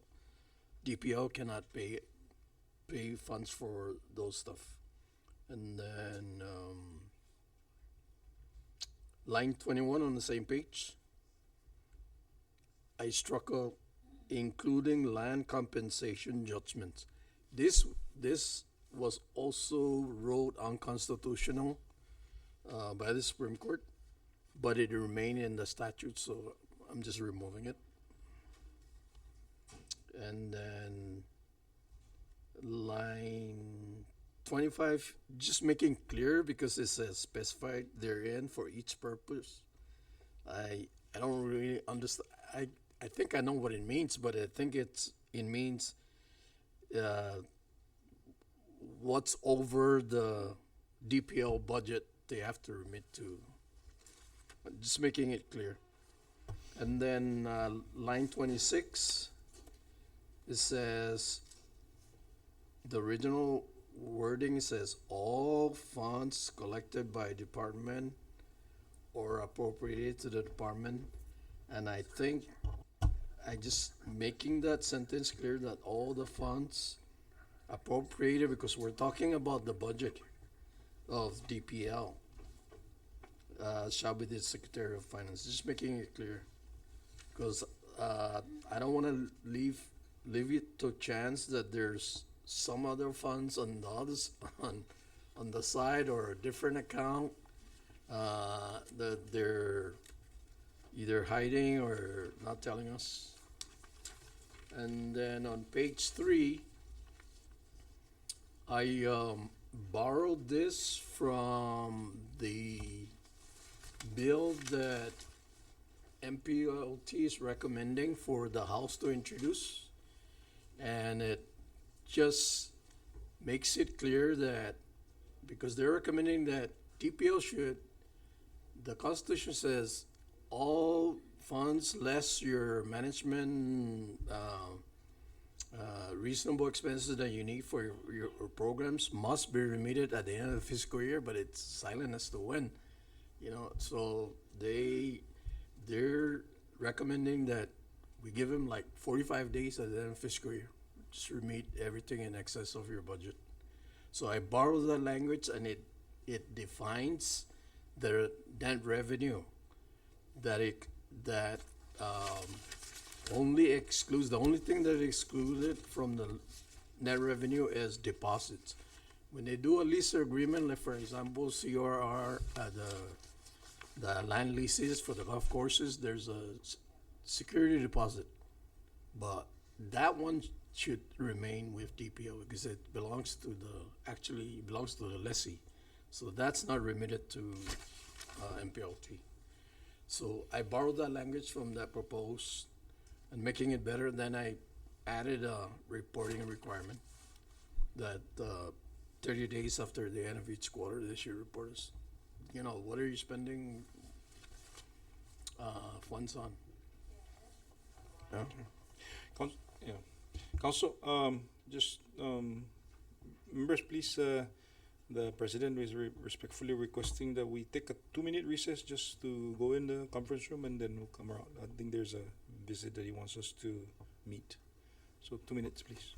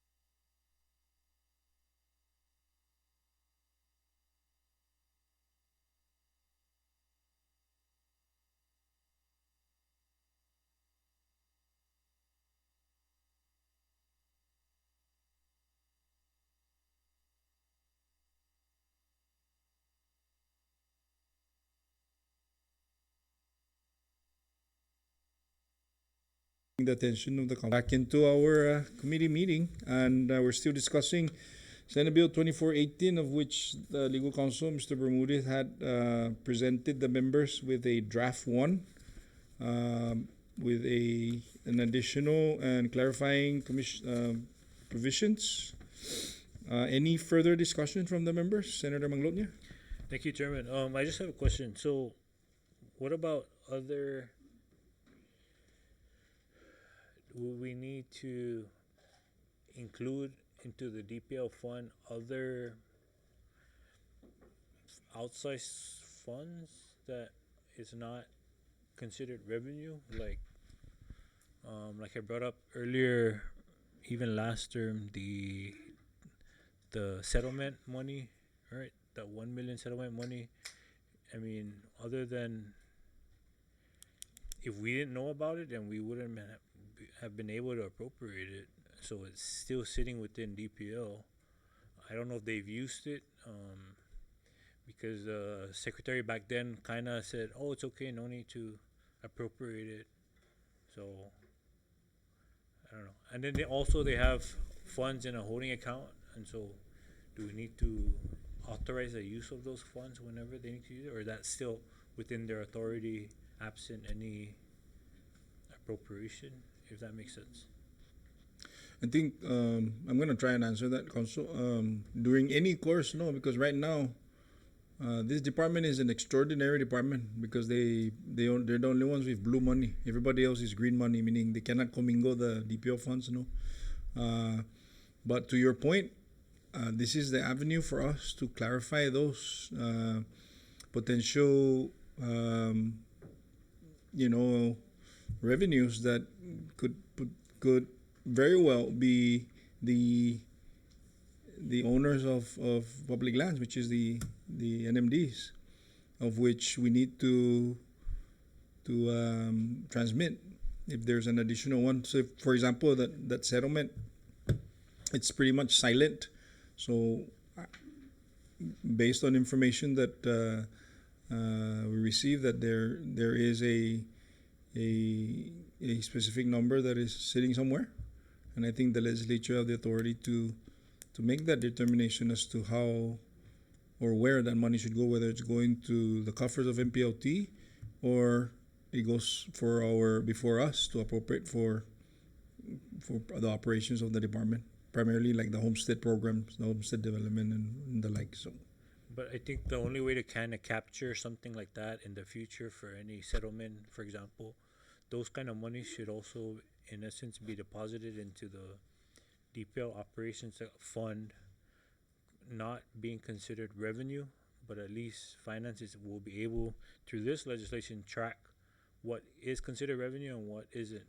Because I think the AG's opinion was that it's not revenue.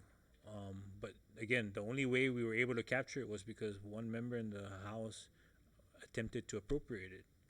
But absent any notification to the legislature that there's money there, I think DPO is under the assumption that they can spend it how they please, absent an appropriation. If that makes sense. Absolutely, Vice President Manglona. But I think, Council, to Senator Manglonia's point, this is the avenue for us to address that. And if the members are okay with it, you want to discuss it now and fine-tune the bill for disposal, or do you want to? I mean, we can add. Sorry. Go ahead.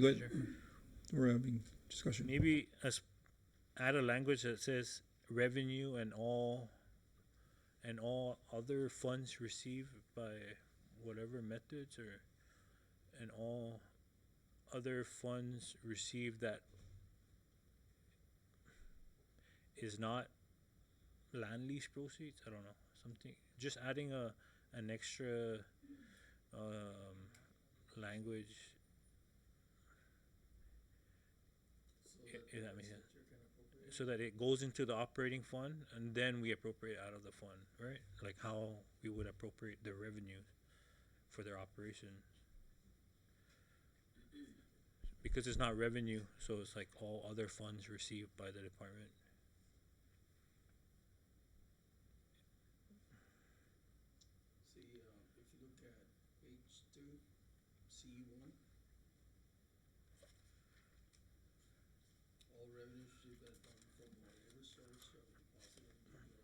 But it's not revenue, so all revenues and other funds received by the department.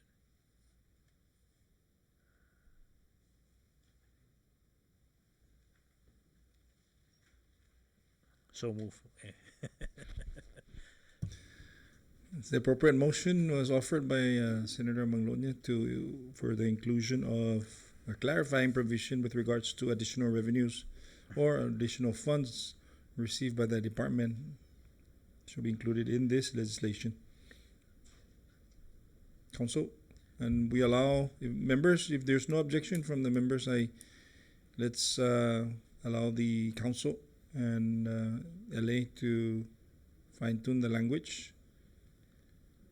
And we're going to forego adopting it now, and we'll come back to it once the bill is ready. Is that okay with you guys, with the members? So we can move on to the other bill. I mean, unless there's any other.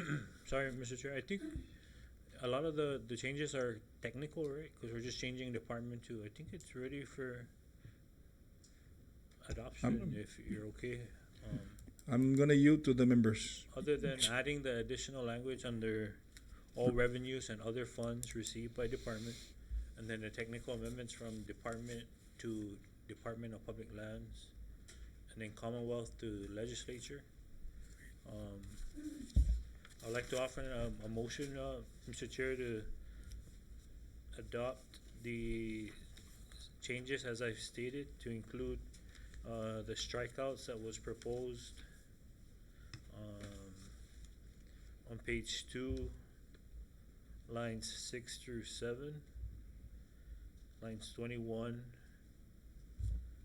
25, and to include additional language in the DPL budget, and then on lines 26. Additionally, to add additional language under section 2F and G. So move. May a motion offered by Senator Manglonia, and it's been seconded. Any further discussion? Ready? Okay, under discussion, Senator Manglonia, on that motion. I don't know if it's under that motion, but I just wanted to clarify.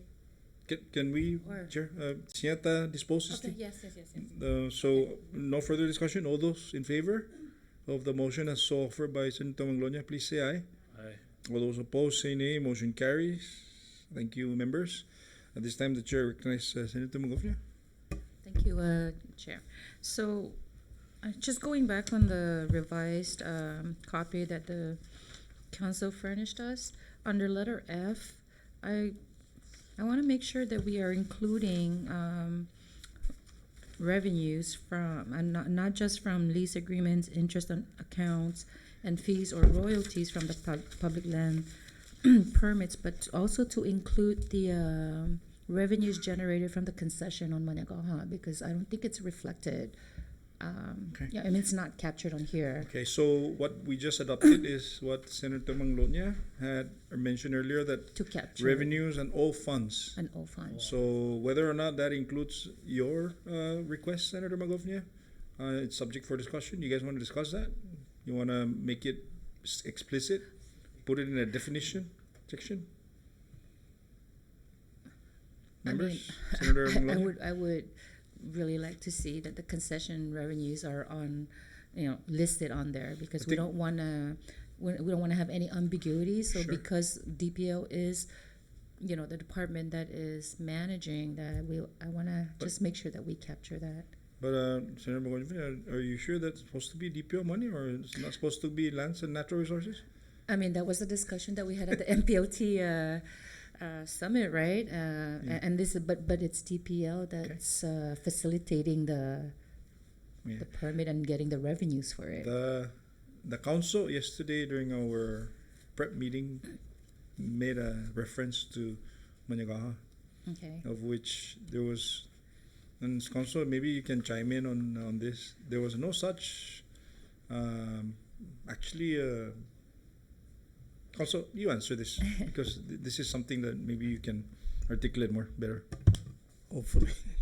I think it started as in the Constitution as MPLC, and then throughout the years, after 12 years, there was a fight between, I think MPLC kind of just took it away from DLNR, Maniagaha, but now MPLT is recommending that we should make it clear and either put it under DLNR or put it under DPL. Right, so, but at this point in time, it's DPO that's facilitating that because they're the ones that's putting out the RFP, and I'm not clear whether or not it's DPO that's receiving the funds for the concession. Maybe that's something that we need to clarify and get confirmation. I'm not sure if any of the members have information on that, but I'm just saying that if DPO is indeed receiving those revenues, then they should be reflected. But if it's DLNR that's supposed to have oversight on that, then I think that needs to be acted on as soon as possible so that we can remove all these confusions. Thank you, Senator Magofnia. Council, I think presently the DPO is receiving the money from concessionaire based on the contract between them and that concession at Maniagawa. And I think you are right in that because when I spoke to the resident director for Indigenous Affairs, she did share with me that they finally got their, money from DPL from the concession payments. So it sounds like, logically, it sounds like DPL is receiving those revenues. So and I don't know how they are recording it on their books. But I think if they are receiving the revenues, then we should include it as part of their revenues showing on their financial statements. And then also part of the budget, right, to be appropriated, whatever's left. So noted, Senator Magofnia. Senator Castro, recognize.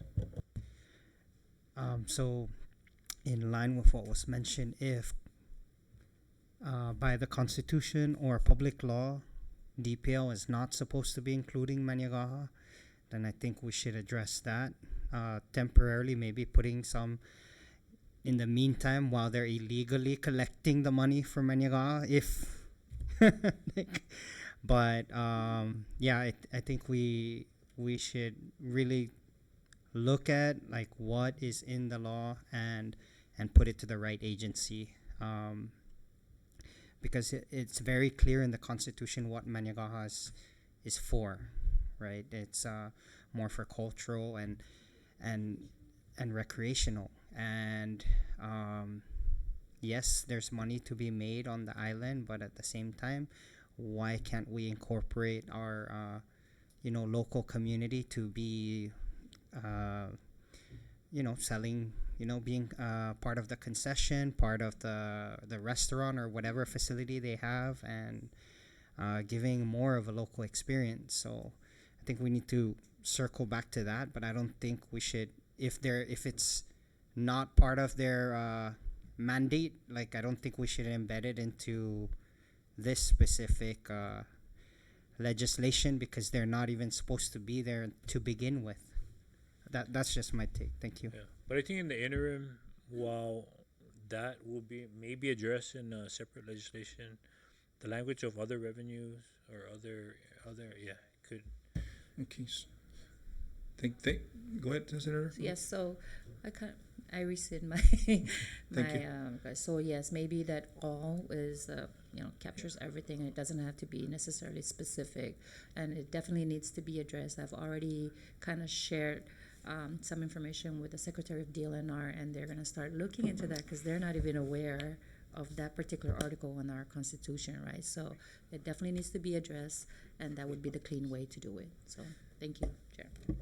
Thank you. Nothing further, no? I think we're clear with the legislation as indicated. And I'll leave you with this comment. You don't have to answer. It's Rota, Municipality of Rota, Municipality of Tinian and Aguiguan. Senator Cruz? recognize. Thank you, Mr. Chairman. Just for clarification, Council, Manigawa is under DLNR or DPL?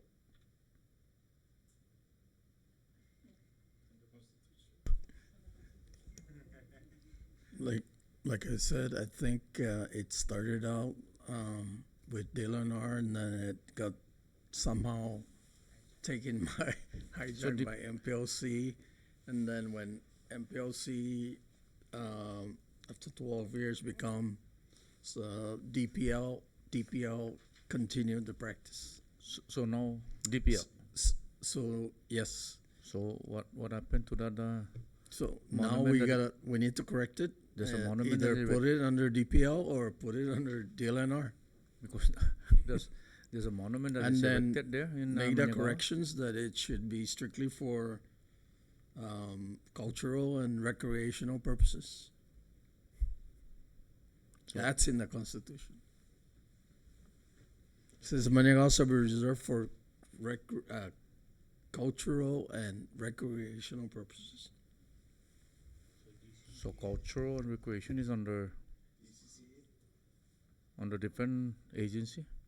I'm just just to clarify, because there's a monument that is erected there, and it was put, the name that was put it on that monument is former Secretary, I believe, Tenorio. Yeah. So it's up But to. that would be totally a different legislation. So it's up to Yeah. perhaps maybe Senator to do Okay. something like that one, if it's going to be given to another agency. What happened to the monument? clarified in a separate legislation to Yeah. determine.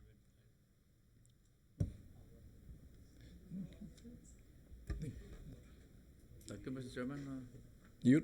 I appreciate your consideration and addressing my concern and clarification. So noted, Senator Cruz. Yeah. So again, without going off topic, please let's refocus on 2418 right now in SD1, and I think the members disposed the substantive changes and recommendation by Senator Donald Manlonia. And unless there's anything further, I'm ready to move forward to Main motion, right? go to the main motion to adopt it, to put it on the floor for disposal of the full board. So move, Mr. Chairman. Then the request is in order, offered by Senator Manglonia, seconded by Senator Magofnia, to adopt the legislation from committee. All those in favor, please say aye. All those opposed, say nay. Senate Bill 24-18 hereby passes committee level in a form of a Senate Draft 1. Respectfully ask the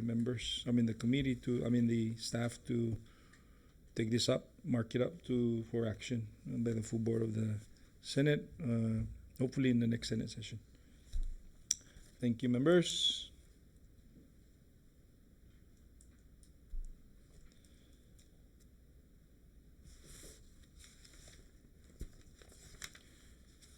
Moving on to item 4, but I want to ask the members that once high noon hits, that we take a recess for an hour, and then we'll reconvene back.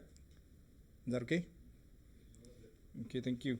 Senate Bill 2426 to amend 1 CMC 2893D to give the mayors of the 1st and 2nd Senatorial District authority to concur on OOGM SC applications, programs, and funding for the 1st and 2nd Senatorial District of 1st and 2nd Senatorial Districts, and for other purposes. It was referred to Fiscal Affairs on March 10, and the RFC were received from the Honorable Mayor Aubrey Hokuk, Secretary Tracy Norita, and Honorable Mayor Ramon Kamotsu from Saipan. Also, to stay consistent, I just wanted to mention that we also got a comments from the administrator, Mr. Cabrera, on the topic itself.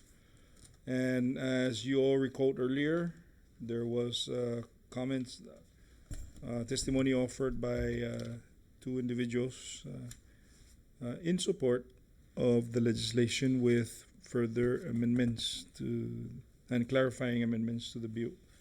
So without digging into it, members, the chair would like to request to grant additional time for this to stay in committee and to discuss. We'll incorporate the changes that are being offered, and then we'll bring you back up on the next committee meeting. Is that okay? Okay, Senator Manglona. No objections, Mr. Chair, but I don't know if you intended to, but if it's possible, can we question OGM so that we can also draft some amendments that we can include in part of this legislation? I have no objection to that if the members concur. Would you be willing? Okay, let me take a short recess here. And we're back into our committee meeting. And before we took a break, Senator Donna Manglona requested an opportunity for a testimony or a question and answer between members and the administrator for the grants management, of which that will take place this afternoon at 2 p.m. So I would like to ask the members that we table item 4, and we'll continue discussing it at 2 p.m. today, of which I ask to be prepared for any inquiry with regards to the legislation itself. Again, the legislation 2426 is the thing that is the discussion that we're going to focus on this afternoon at 2. So moving on to Senate Bill 2427. This one is to amend 1 CMC 8390 to allow the settlement fund to adjust benefit payments to reflect the correct calculation forward and authorize waivers over overpayments of retirement benefits and other purposes, introduced by Senate President Dennis Mendiola, referred to on March 10th, 2025. And we've received comments from Mayor Hokuk of Rhoda, Secretary Norita, Department of Finance, and Joyce C.H. Tang from the NMI Settlement Fund. I do want to ask the members to, if you haven't had a chance to review this or any of the comments, otherwise, if we're ready to discuss this and make a determination as to how we're going to move forward with this, the floor is now open for discussion. Any member. Oh, and earlier today there was a comment also by one of the pensioners that offered support, or two of the pensioners, or one pensioner and one beneficiary that offered their support of this legislation. So I want to start with that. Any members that would like to comment? Senator Magofnia? Thank you, Chair. So, you know, while I support the intent of the legislature, and I think it's only right that it's only fair that we do the right thing by our retirees, I just wanted to get the council's thoughts on Ms. What's her name? Ms. Tang's letter that she provided for this particular bill. I know she mentions that this bill is in direct conflict with the settlement agreement, and we're pretty much just disregarding the court's order. But I wanted to hear from our legal counsel what his thoughts are about that comment and whether it has any merit. Thank you.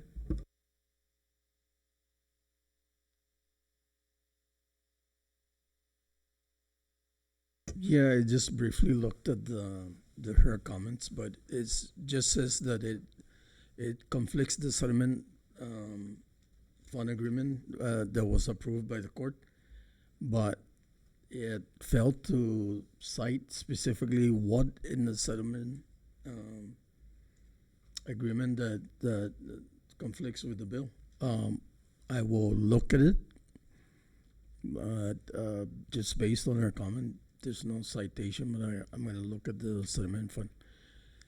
This bill is a recycled bill, and the only thing that I added, because I was asked to have it reintroduced, and I included on the new line that I included was under section 2B, line 21.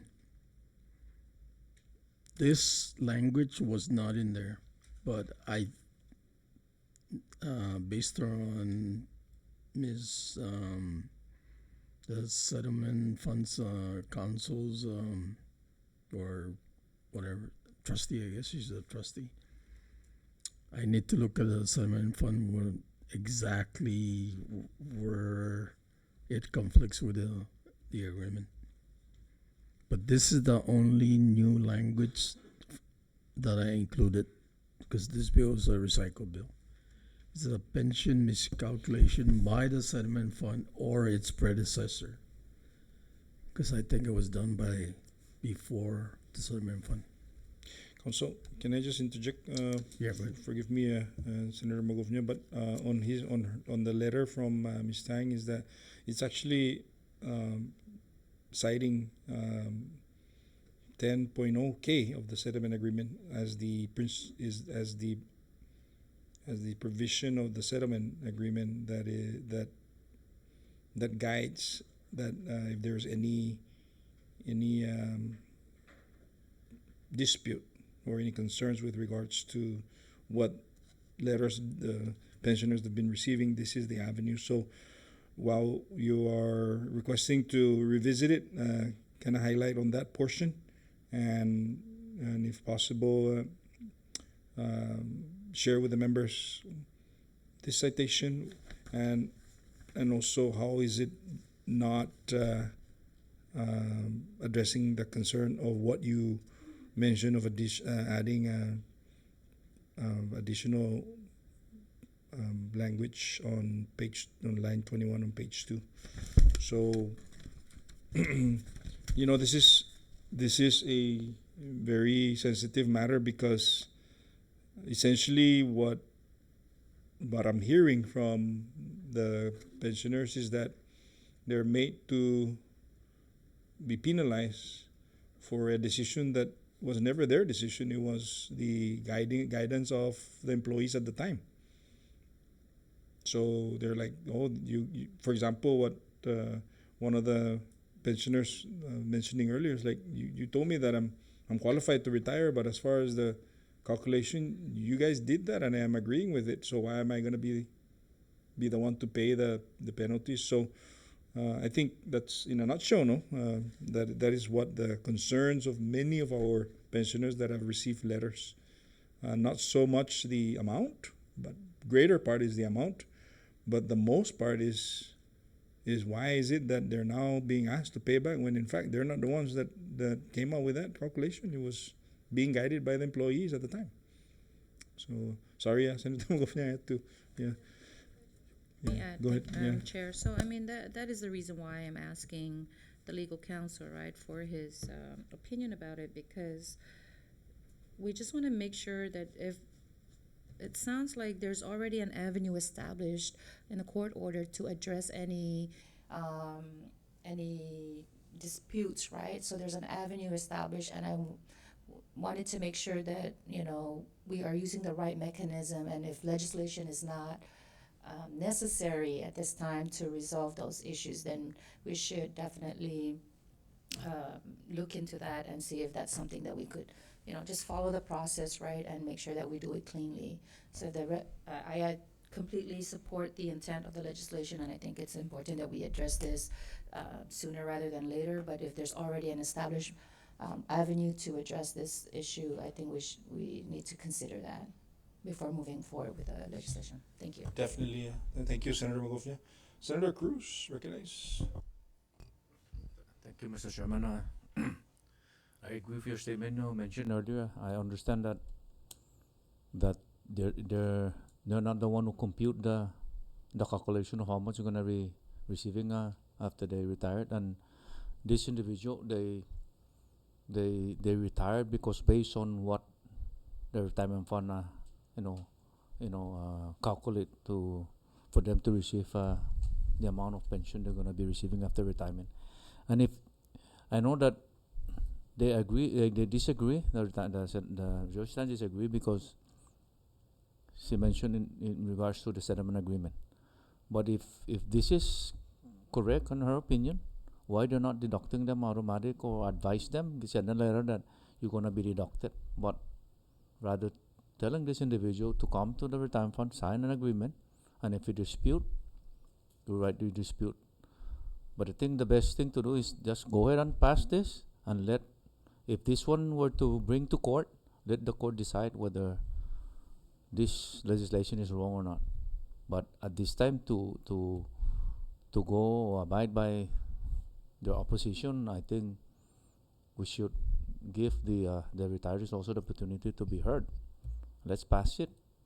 I know that they have different opinions on such matter, but like I said, it is not them who calculate how much they're going to. Some of them, are not ready to retire, but when they calculate and they see the amount that they're going to be receiving, they decide to retire. Now now that they're like what Mr. Costa was saying, he did not, he worked so very hard and he did not know, he's not the one who compute how much he's going to be receiving. And then at the end of the day, after so many years, you're going to come and say, hey, you owe me a lot of money. And some of these retirees, they just go by paycheck to paycheck. They have, nobody here knows what's their financial obligation of this individual. And some of these retirees are only receiving very minimal. And now you're going to come back and say, you need to, like I mentioned, if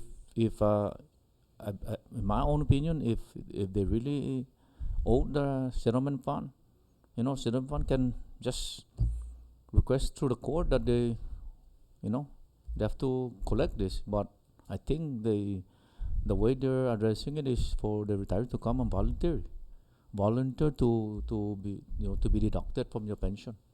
Otherwise, if it's really, for me, if it's really inaccurate, for them to that these individuals are owed them, and it's not their fault, it is the pensioners' fault, then long time ago they'll be collecting those overpayment.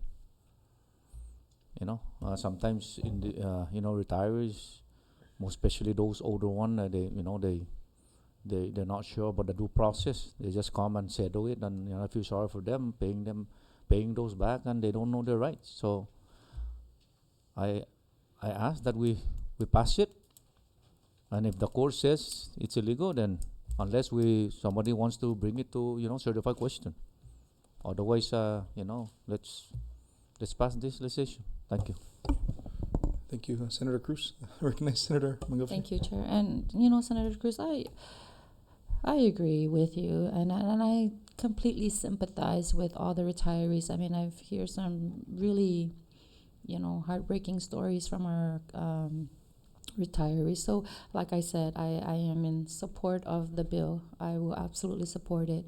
I just don't want us to create more make it more messy than where it is right now, because once we pass it and enact it into law and then it goes to court, right, there's more delays.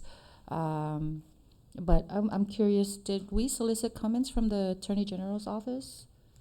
Negative, Chair. We do have the respondent, and in case this is the custodian of the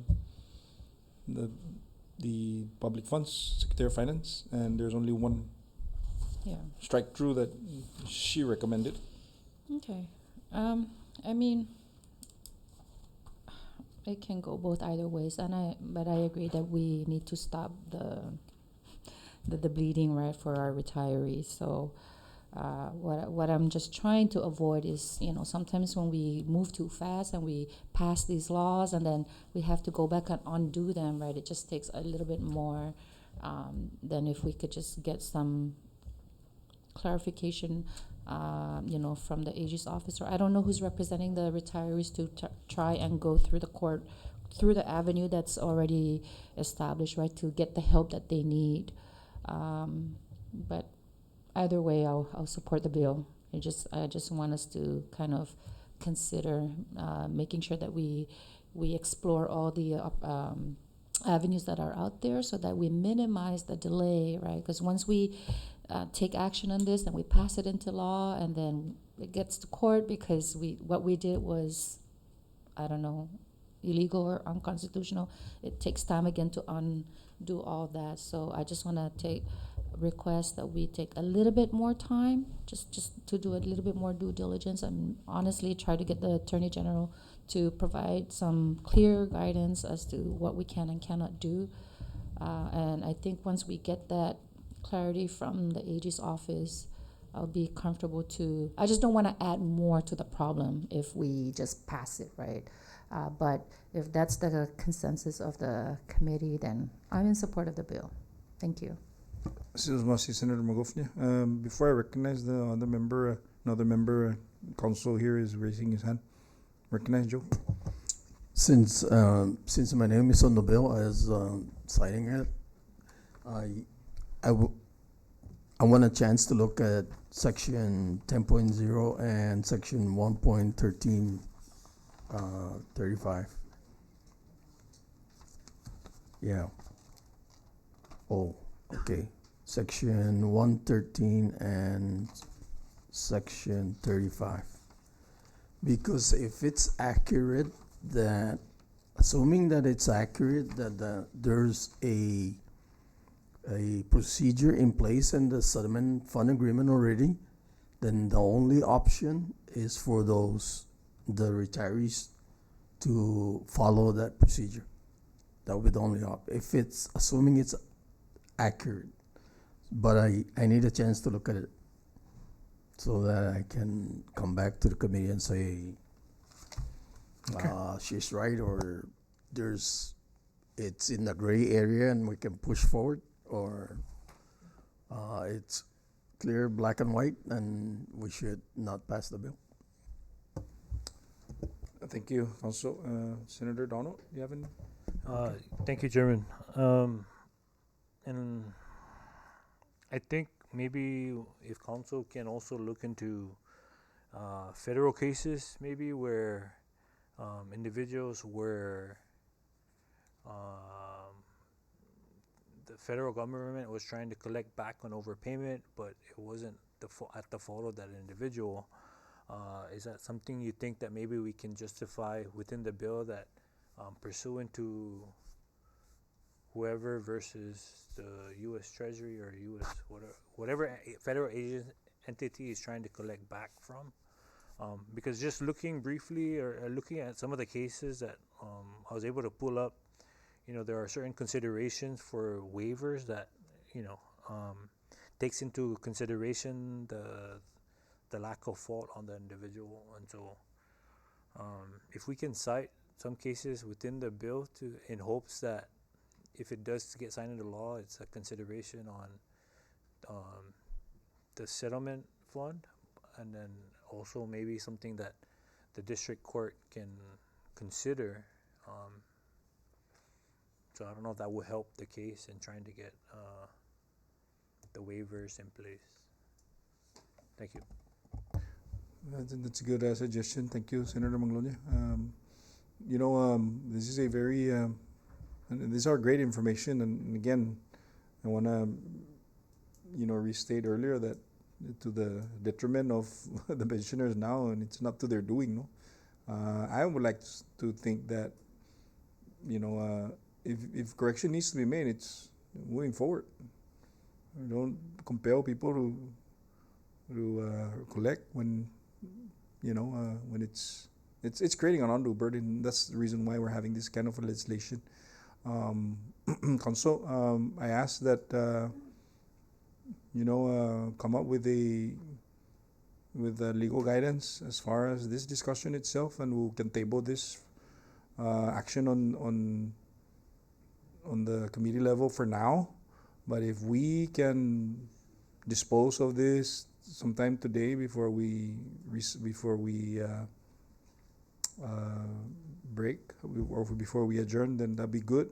Otherwise, if you need more time, that's totally understood. So, members, malata tanay talu oportunidad kanso no, so atan molix din sa unggan.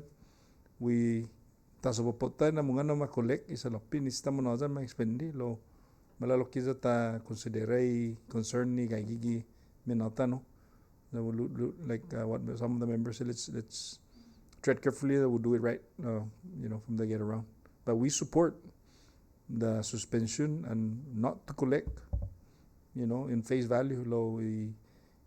Our challenge is that there's a settlement made by the district court, and we must take that into an account before we move forward. I respectfully ask the members. Senator Castro. One last one before we break for lunch. That we're going to revert back to section or item number 4 under Senate Bill 2426, of which we're gonna allow a discussion with the agency head, in this case the Office of Grants Management. I want to thank Administrator Cabrera for being here this afternoon and your team. If you wish, you can come up and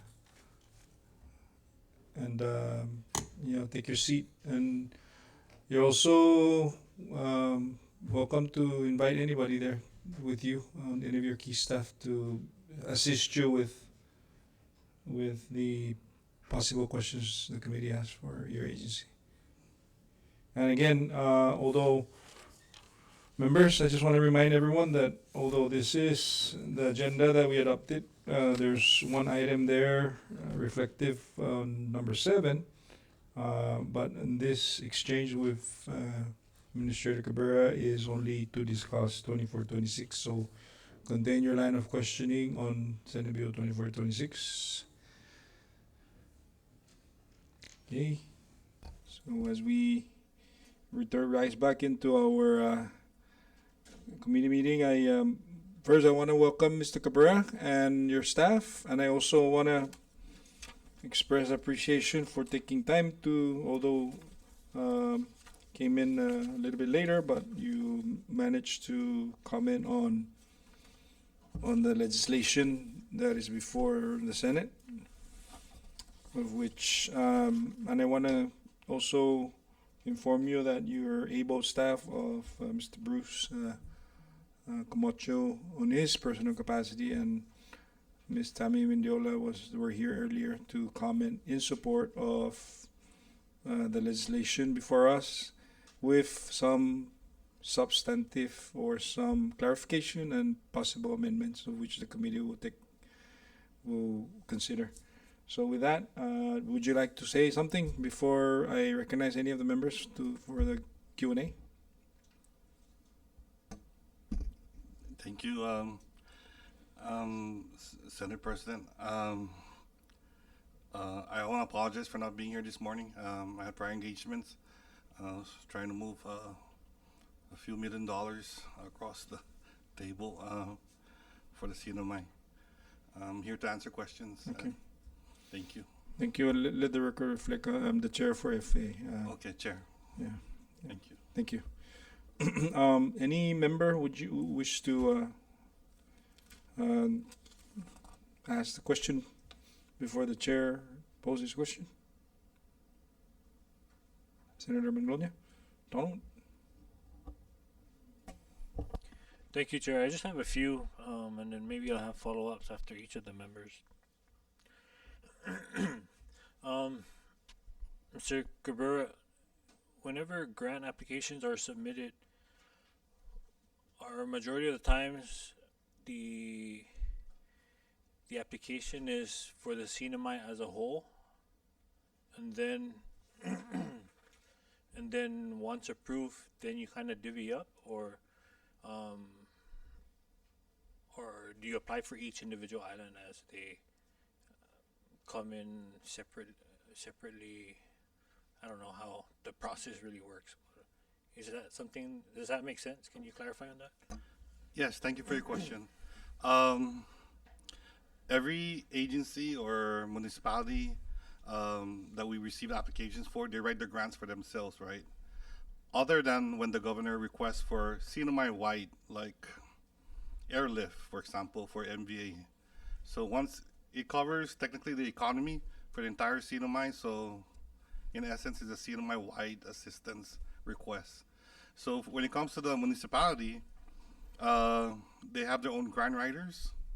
Montino and Rhoda, Saipan has their own. So those narratives come to us, and we just upload it for them.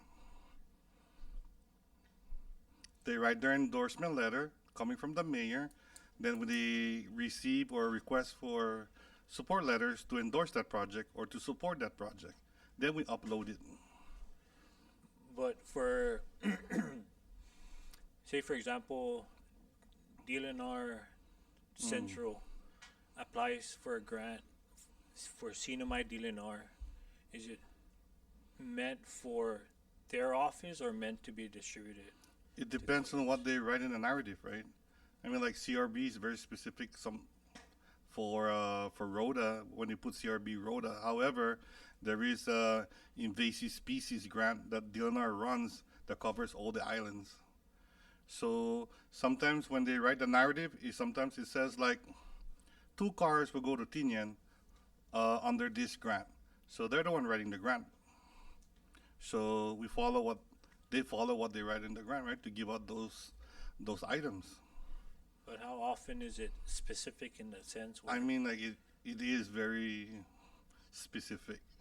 The deviation is maybe no less than 10%.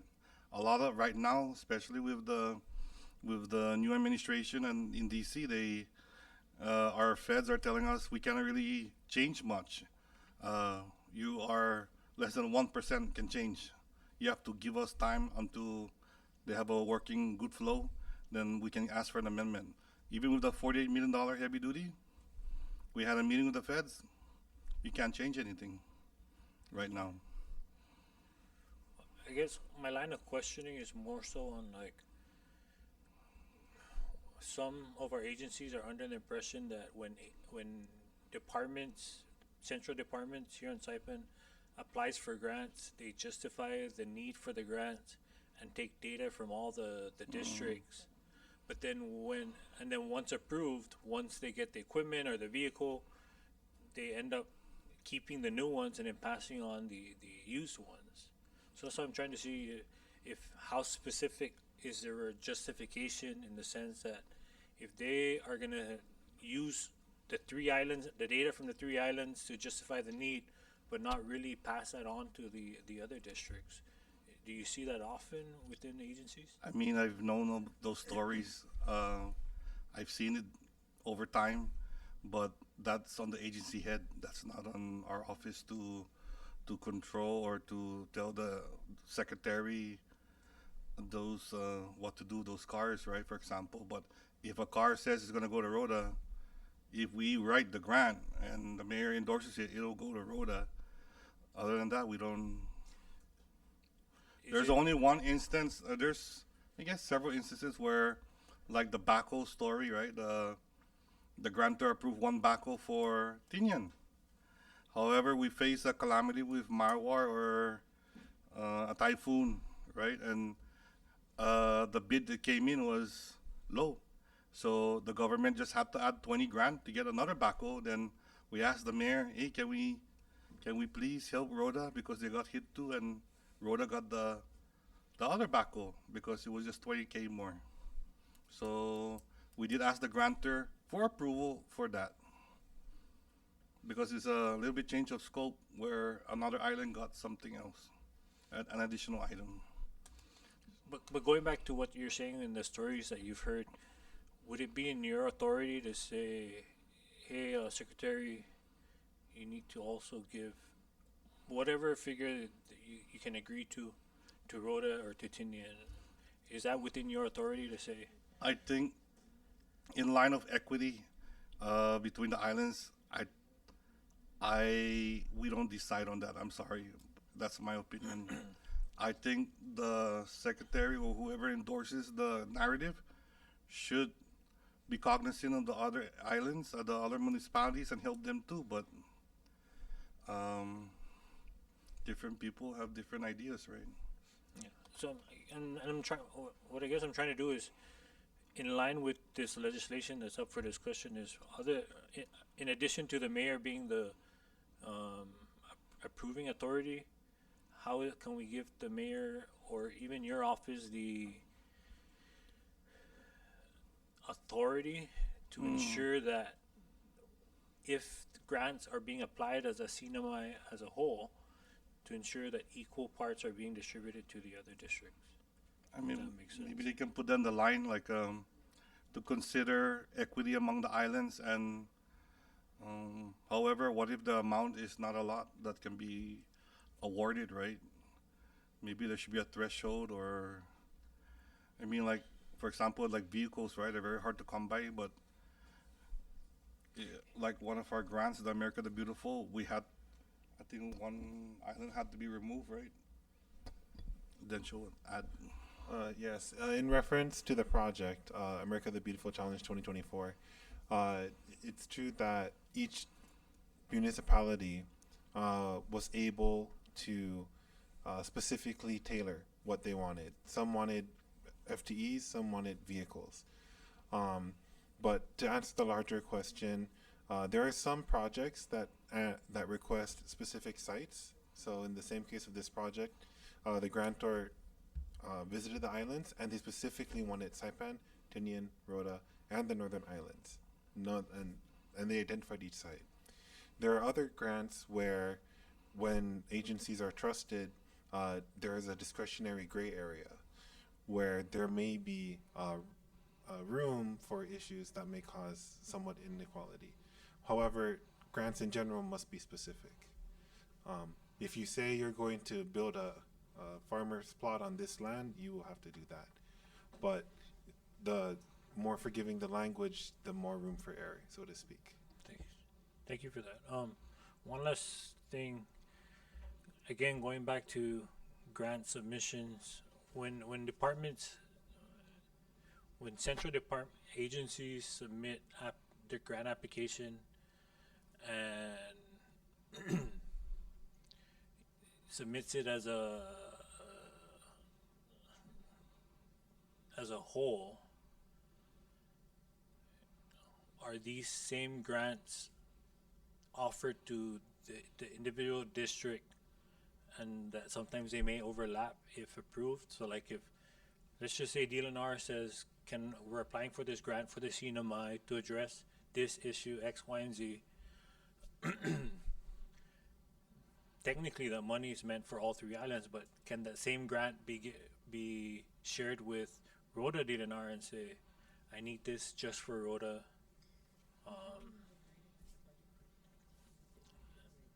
Does that make sense? Yes, I understand what you're trying to say, but for the sake of the grant, it's very specific to.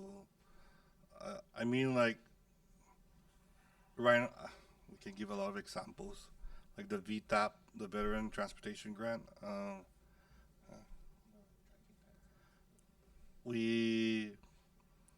It's shared between all the islands. However, the director for VA wants to include Guam, like like changes in scope require approval from the grantor. So whether or not that island was excluded, that was dependent on the writer who wrote that grant. However, if possible, or if I don't want to say enough noise or enough requests comes in, we can ask the grantor to amend, or ask the secretary to amend the scope to include that island. But making an automatic equity line, is that something we're trying to do? That's an option, but sometimes it's depending on the writer, right? And the amount of money is available. Okay. All right. Thank you. I yield for now. Jesus must see Senator Magnolia. Senator Cruz, recognized. Thank you, Mr. Chairman. And Mr. Thank you and your team for responding to our request to meet to inquire some of the protocol that you guys doing at OGM as a result of having this legislation, and I appreciate the support of your staff. For the senator that are new, can you explain the reason why we have this OGM clearinghouse in the first place? Per the law, the new OGM was revamped in order to find more to get more access to more grants. In the beginning, the way we saw it was you can just search for the grants, but doesn't mean you have to apply for it. So at that time, we asked that we revamp it so that way we can have more teeth and more, just to try and get more money into the CNMI. We saw that there was a loss in obtaining money. I mean, many of the federal agencies that called in were saying that we're not applying enough. We're just not getting. We're not getting the money that's supposed to come here. Granted that even like right now, we cannot handle the workload for everything. We need more grant writers. If we need more money, if you want us to get more money, we need more grant writers. And that's an industry on itself. I'm just putting that out. It's an economy by itself. I tried to do the math years back, and our office is like 5% of the GDP. It's small, but it's a meaningful amount of the amount of money we bring in. So also is to track losses, to help with the indirect, to improve the single audit, and there's many other items for the purpose. But right now the office is being used as a way to help other agencies, as a means of, as a source to help other agencies uplift their mission, and we follow the direction of the governor. So in other words, to maximize all the availability of grants that were available, and the cinema is entitled to that, right? We try, because in the past, some of the agencies failed to apply those grants, right? Some of the agencies have lost the money. So now the challenges that we're having is, I know that I myself support that legislation, and as a matter of fact, we're meant for you to be the administrator, and you the main contact person from the grantor, right? So the challenge is do the municipality or the agencies have any access to see what grants are available for the cinema? Because if they don't, how would they know that I know there's available for the department to apply such grant, and I know that you are understaffed, and in the event that you also don't have the staff to go for that, also the agency will lose those opportunities. So I know that you have an access in seeing all available grants, right? That is entitled for the cinema, and the municipality or other agency don't have that. Is there any way that they can also have an access to see what is available, so they can apply for that and then go through your office for review and then submit to the grantor? Thank you. I believe everybody has access to the grants.gov. What I do know is that other agencies in the government have their own specific role. For example, like hazard mitigation, they get FEMA grants, so they know who to reach out and ask for, hey, we have this money, you guys should apply. So in fairness, or in honest, a lot of the grants that we apply for are mainly like energy grants and interior grants and EPA grants. There's 6,000 grants that we can apply for, but we don't have the capacity to get all those grants. We need more help. Meaning understaffed. We're understaffed. Yeah, that's why we asked in the past.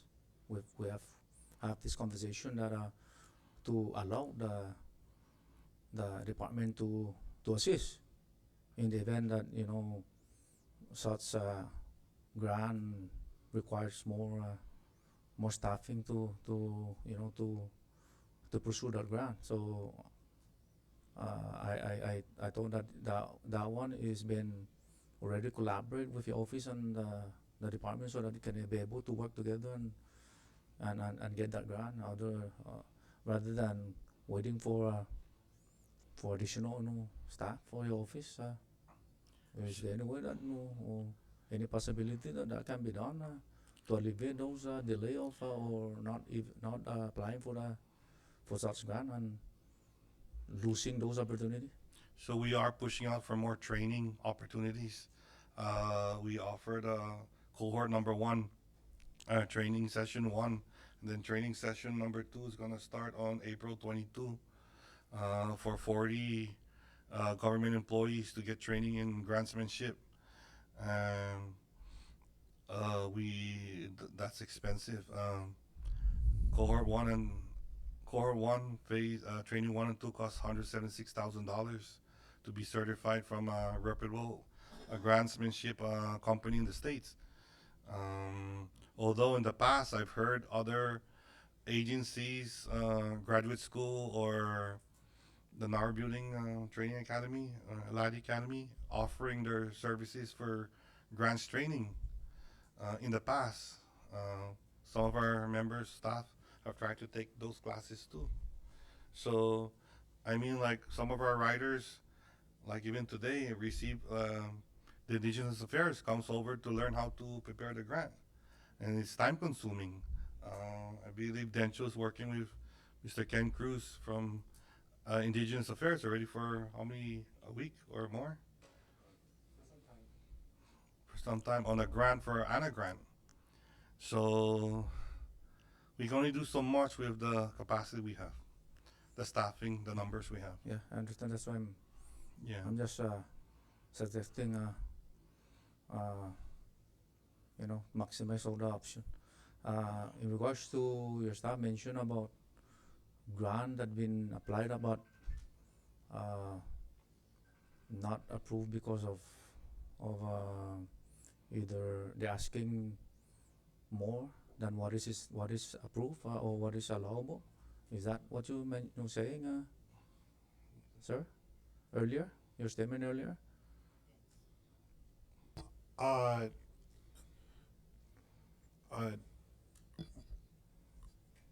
The response to this would be that the executive branch is exceptionally aware of the staffing issue and how even by centralizing all these resources, we still need to have a bit of autonomy and independence in terms of capacity, skill, because this translates into basic program management and fluency. No, what I'm trying to ask is in regards to department's request for example, municipality, whether for equipment or employment, and some of the requests are not in line with what is allowable.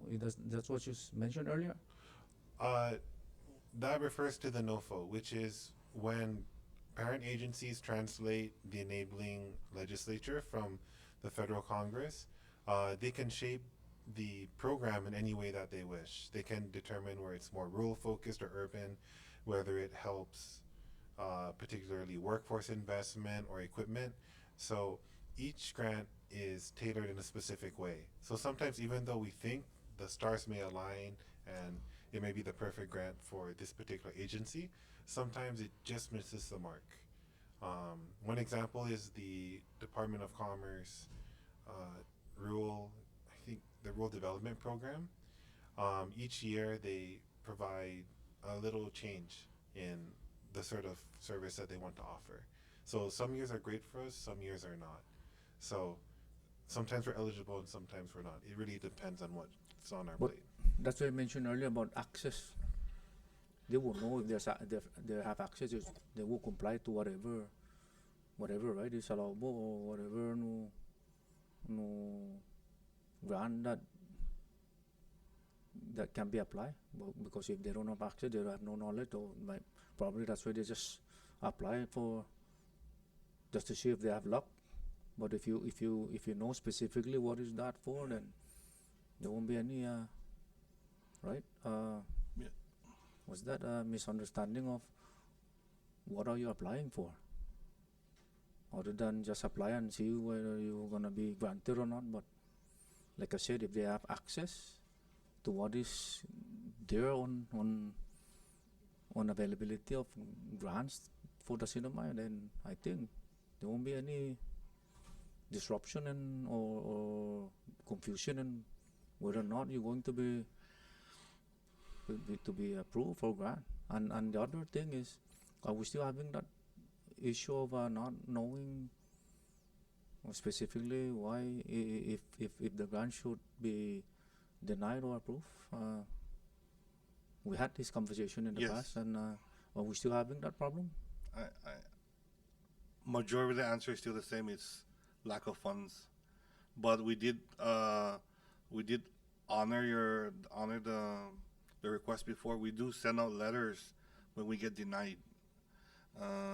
Denial letters to the agencies, the respective agencies or municipalities, informing them that their project was not approved. The grantor just sends a letter to us saying no money or not enough funds. I cannot elaborate more than That's that. what I don't understand. It's there that it's available for the cinema, but no fund. It's competitive.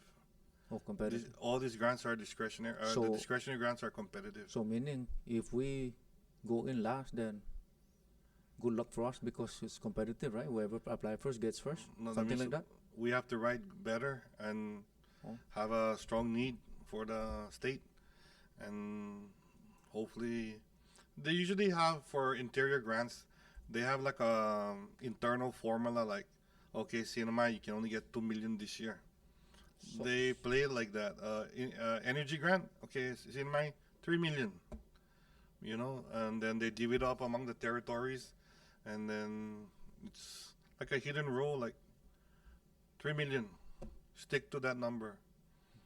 So we submit at least 5 million, and we're hoping to get the 3 million. Thank you, Mr. Don. I appreciate supporting the legislation so that we can have a smooth,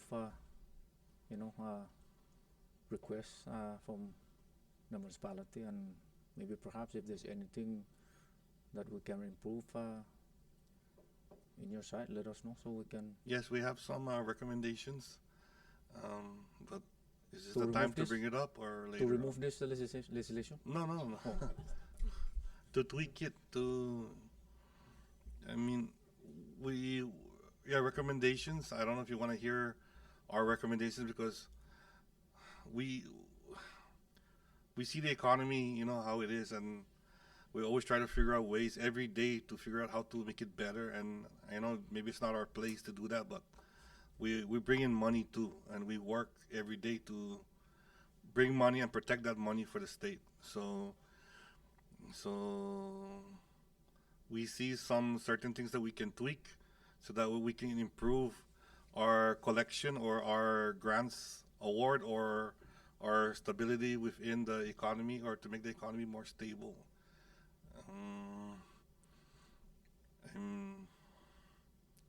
I mean, I can offer a suggestion. One of the things I always ask in the past is, can we allow OGM to purchase buildings, real estate or property, because maybe we can buy a medical referral building on Guam or in the Philippines, or can we get our office in DC, like a permanent building? It's a risk. However, if you buy a building, you can always sell it, so the money goes back to the state. I'm not asking for OGM to solely control the building. It'll be under DPL, provisions under DPL. However, it is an asset that we can increase our portfolio to make the cinema more attractive and stable in money. So no loss unless you sell it cheap, but it's good for investment purposes. Mr. Cabrera, dispensado, Mr. Chairman, colleague, not to dissuade the discussion, but I think we need to try and get to the next level with the 24-26, no? Okay. Go ahead, go ahead. You're still Thank you, sir, for your patience and understanding. duly noted, Chairman. Mr. Cabrera, just sticking with the discussion,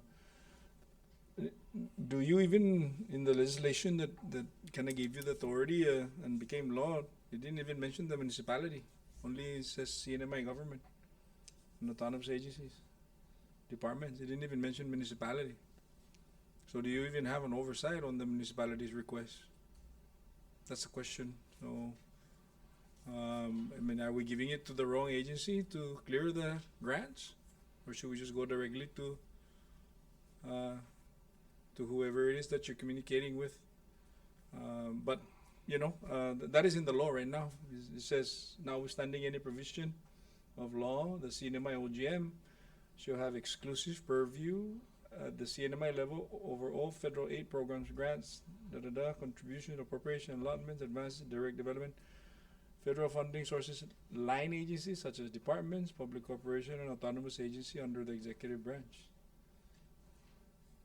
And excludes independent offices established by the Commonwealth excludes municipalities created by Constitution. So just for a point of conversation, but the flow of the standard operating procedure right now is you do take care of the requests by the entire even the municipality. Now, how can we best, in addition to what Ms. Mendiola and Mr. Blanco, Mr. Camacho had mentioned earlier, what could possibly be the avenue for us to tighten the legislation to make it workable and equitable between the distribution of the grants that's being advocated by the respective municipalities versus what is being approved? No, as you mentioned, I'm kind of like listening to the exchange between you and Senator Mendiola, Manglonia, and you said that you focus a lot of interior grants. That is the MAP and TAP, right? That's correct. Yes. And the energy grants, which is the 3 million and 5 million you said earlier, and EPA grants. So, aside and separate from those three, is there any other grants that you try to do without any, and you yield success or lack thereof? Yes, USDA grants, Veteran Affairs grants. Okay. Okay, so just for the purpose of this legislation again, so can you tell this committee what else can we do with regards other than what you mentioned on your comment? What would be the substantive changes that you offer to clarify such, inclusive of the IDC, that the almighty IDC, that is the component of the revenue that or funds that's helping many of our agencies? And you know, if you want to recognize any of your staff to answer some questions, please go ahead, but just make sure that they state their name for the record. I'd like to add that if there's an opportunity for the municipalities to write their own grant, I'm not against it. In fact, if the law were to change or just for them to write their own grants, I'm okay. The more the merrier. They can write their own. So how would they? So having you just said that, how? Okay, let's say for example, a municipality of Saipan use that, and where would Mayor Camacho would go? Straight to the grants.gov. He would go to the portal and he can apply. Okay, so notwithstanding what is in the CNMI statute, you think he's gonna get? Do you think you're confident that he can go further than, because it, you know, I know the federal government is always very protocol heavy, yeah? Yes. They go through the motion, so instead of chancing that option, do you think we should amend the statute to include the municipality? To include it that it goes to our office? Yes. You have a better chance of getting awarded if it goes through the administration. That's my opinion. So should we put it in the legislation to update? Yeah. I mean, Yes. this is a chance to. I mean, like, the way I see it, for the past, we've been doing this for the last 10 years. If the municipality really wishes for their project to be rated high, you need to communicate with that to the governor. There is a priority listing that the governor not controls, or he oversees. So that's not me, that's the governor.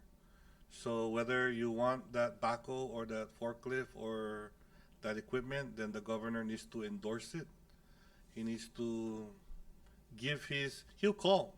Many times he will call DC and, hey, can you please help this. However, what I do know is that there is a committee of maybe 5, 6, 7 people, and the governor gets 1 vote. So if the governor is 1 out of 7, for example, so his voice is 1. However, it might be a strong vote. So that's how it works. For interior, since interiors are cognizant agency that we deal with a lot.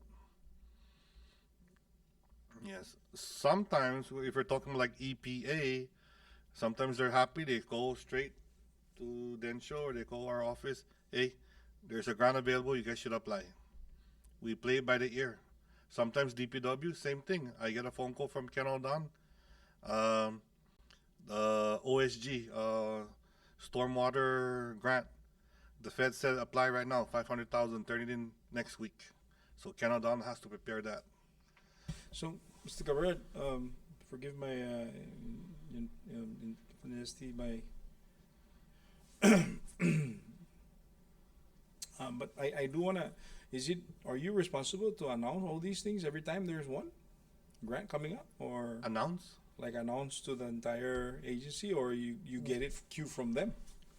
We get a queue from them, and we also get it. The interior pays it and puts in the newspaper also. Harry Blanco also does a good job in informing the agencies. We talk about it in the cabinet meeting.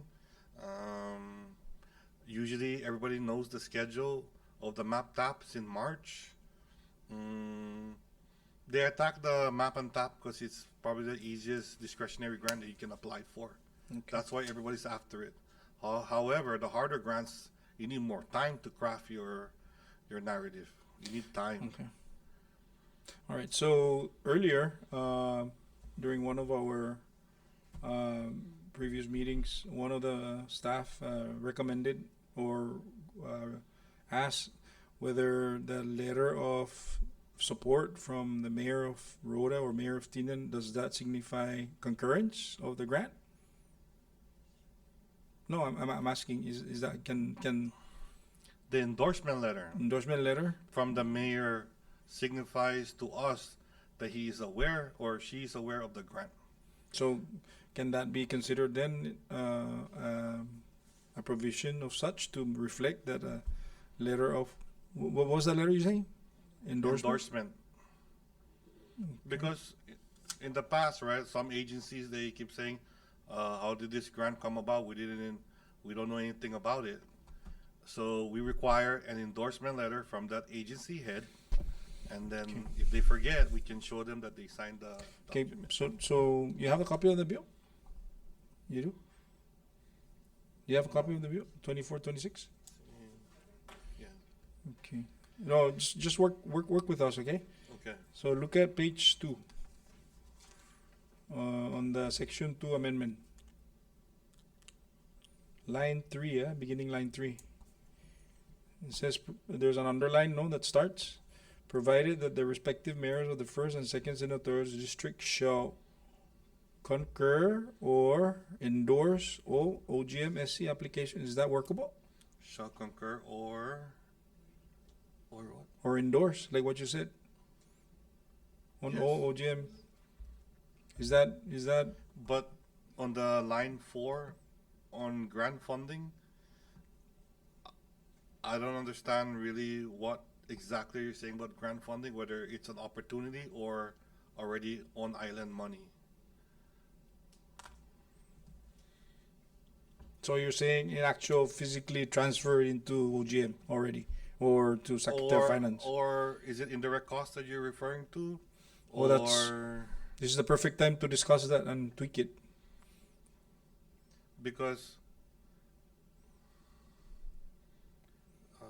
Do you prefer that we say, let's do this again, provided that the respective mayors of first, second, and second senatorial district shall concur or endorse on all OGMSC applications, programs, and indirect funds or indirect costs for the first and second senatorial district? I mean, we can bifurcate that sentence and say, all IDC shall so be... that's okay. Go ahead. So that's the question we sort of had. Like, applying is one thing, administering is a different thing, and then giving up money is also a different thing.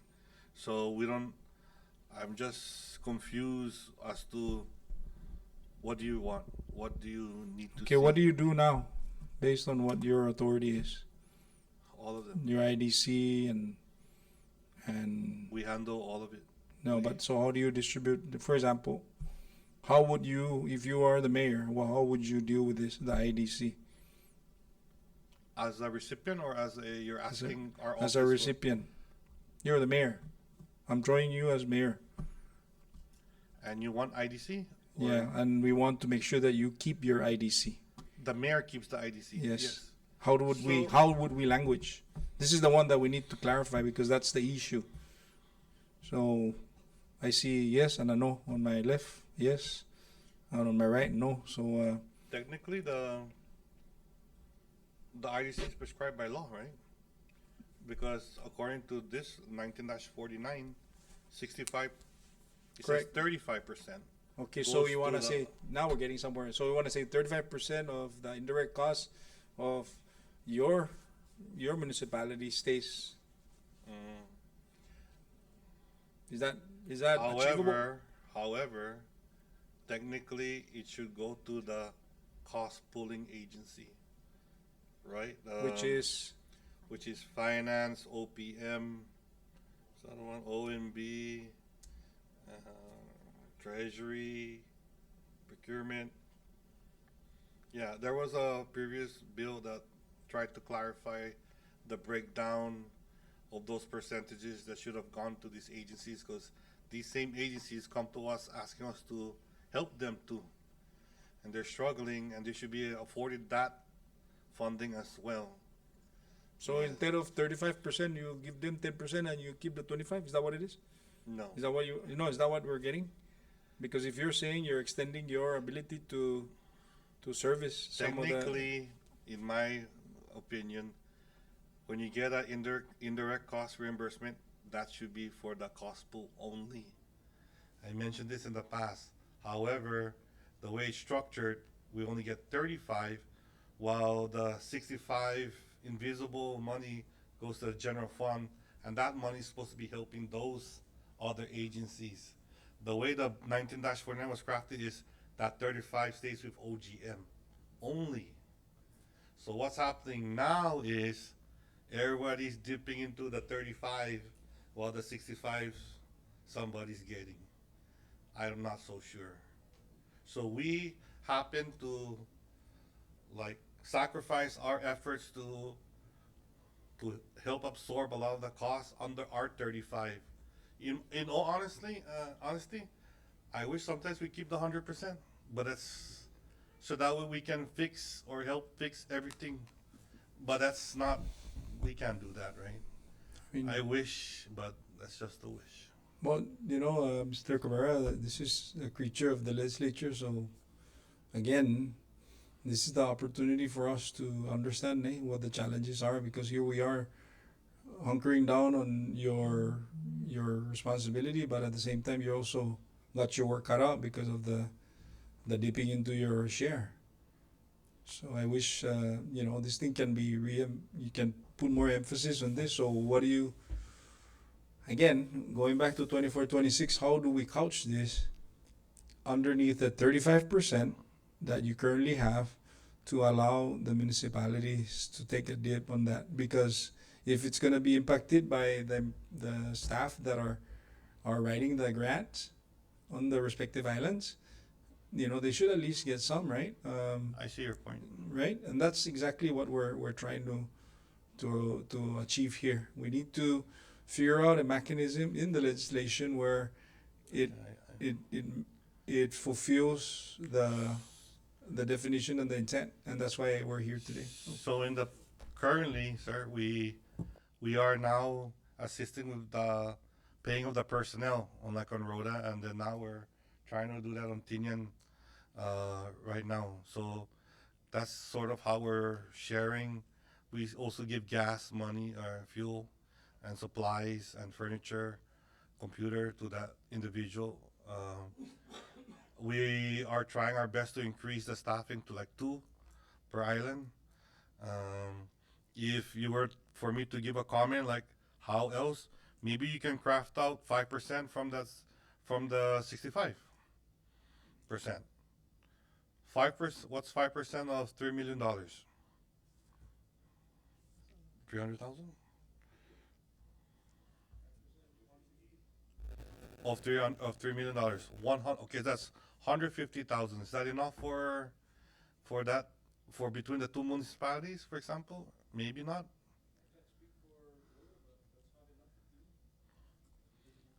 So 10%. I mean, when we deal with Miss with finance, right? It was kind of, the very beginning was kind of gray. It was definite that you can see the 35, but the 65, no one knew what to really do. It's understood it has to go to the general fund, and that's the way it was played for the last 9 years. So you think it's still going to the general fund? Yes, sir. We don't touch that. We don't. Yeah. They like to touch our 35, but we cannot touch the 65. If I may. Okay, thank you. Before I see Dave raising his hand, maybe he wants to chime in on. Yeah, go ahead, Dave. Yeah. Mr. Chair, thank you. Just want to clarify to Mr. Cabrera. I think, Mr. Cabrera, you're trying to figure out, right, the cost driver on each of these departments that are affected through the process of the indirect costs. For example, Department of Finance, OMB, and maybe OPM or some other related departments that have incurred costs through the process of going through the application with the applicant. I think what I'm seeing here is that although there is a law already that establishes 35, 65, and we're hearing you clearly that the 35% that you're getting is basically not fair because, the 65% goes directly to the general fund and it's not apportioned proportionately to those other cost driver entities that are supposed to be also getting a portion of that.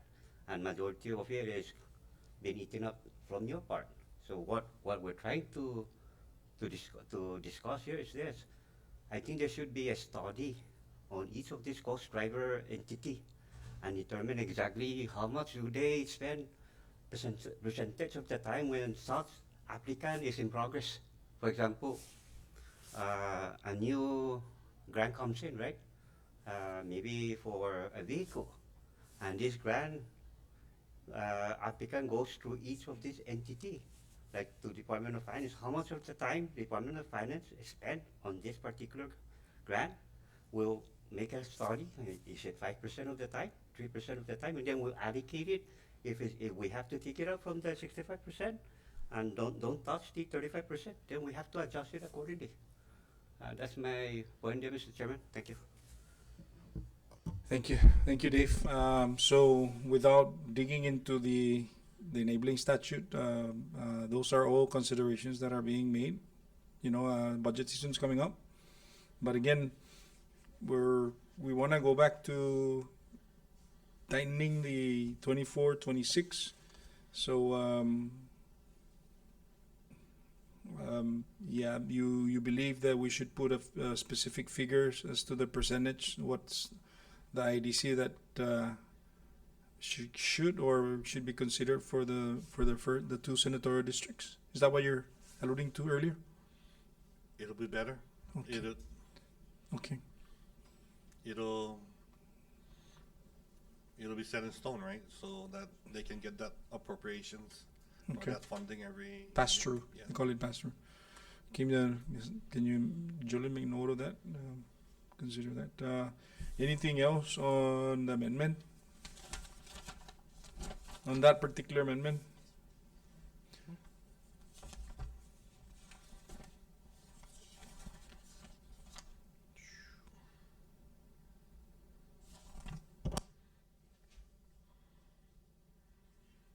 So I guess the only question is, who would be the expenditure authority? The municipality, right? The mayor. So that should be put in the law or the bill, because technically it's like I have the expenditure authority for me now is the governor. So maybe that should be ironed out in the law, in the new bill. Senator Point of Noel? clarification. Excuse me. So if the mayor becomes the expenditure authority, versus where we're at right now, you kind of have that flexibility to match or move some funding in case something is short. But if we give the mayor that full expenditure authority, would you still be able to assist in that way where if funding is short because of quotation that, price increase from the time it was submitted, I mean, are you able to still assist? I guess the simple answer is, of course, we can assist, but the governor would have to endorse that request to assist, because I cannot endorse it on my own.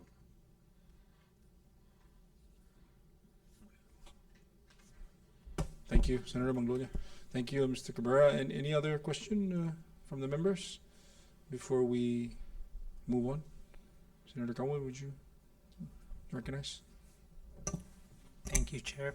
I would just like to thank OMG and their team too for enlightening, us in regards to the process and how, the recommended changes and also, the challenges that we face in regards to making this amendment. And the purpose of, just the introduced bill, looking at it, is to, have the voice of the municipality, whether it be the application itself, how you said, okay, is it the application part? Is it the, I forgot the other two elements, but even respectfully when receiving the funding, and the decision-making process, probably the municipality as well, because I see the comments here in regarding to, being a part of it and assisting with the whole process when it comes time for that. Yeah, so progress in the works. Thank you, Chair.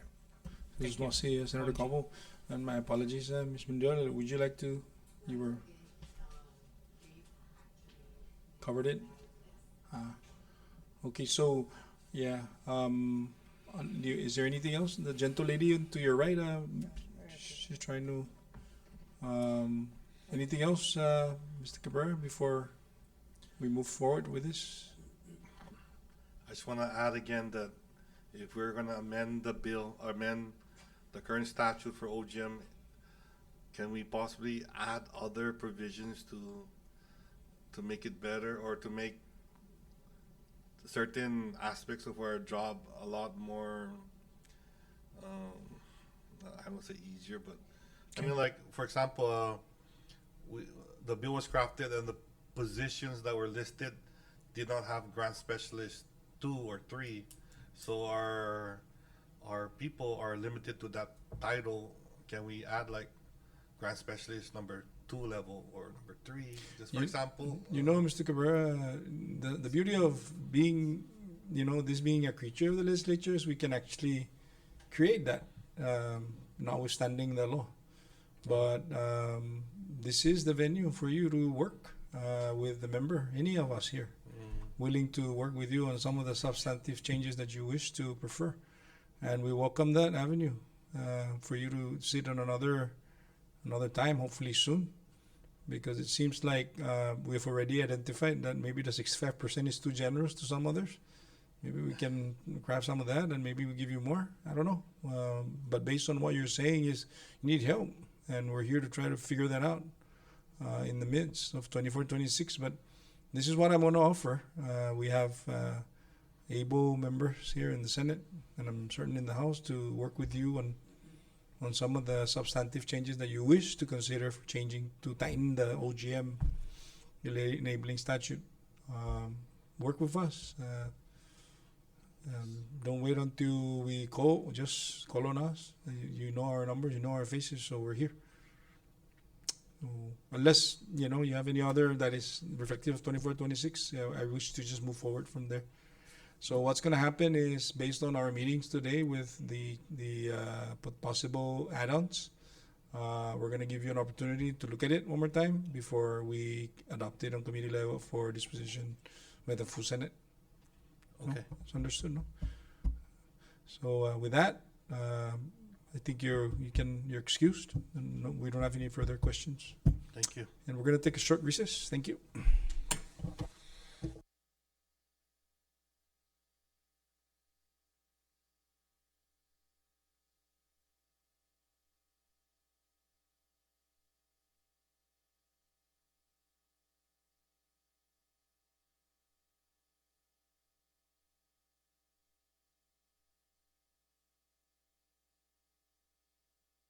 Okay, we're back into our meeting. Back in. So we took a break upon having a discussion on Senate Bill 24-26, of which it appears that the legislation needs to continue to be in committee for further deliberation on the recommended amendment. So at this time, if there's no objection from the members, is that if that's agreeable, the chair requests that we hold the legislation on committee for further deliberation. Any objection to that? No objection. So hold for further discussion. Thank you for that. The number 5, 24-27, as what we discussed earlier, and this has to do with the settlement fund, the retirees. The council is tasked to further review the comment by Ms. Joyce Tang coming from the NMCL settlement fund with regards to the concerns on 24-27, and so the chair wishes to hold this for further discussion until the next committee meeting. Any objection?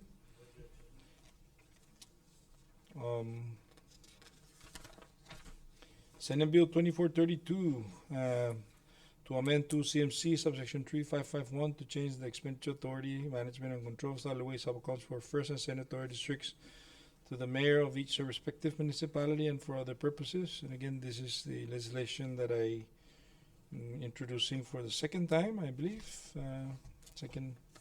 And we did have comments received from the mayor of Saipan, Mr. Mayor Komatsu, Mayor of Rota, Secretary of Finance, Ms. Norita. So essentially what this is calling for, it starts in the legislation that is underlined on page 14, I'm sorry, on page 1 of the legislation.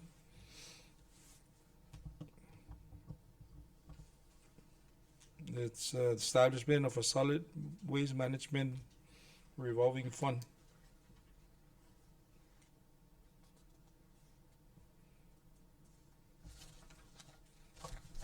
And I ask for the members to take a few minutes to review that.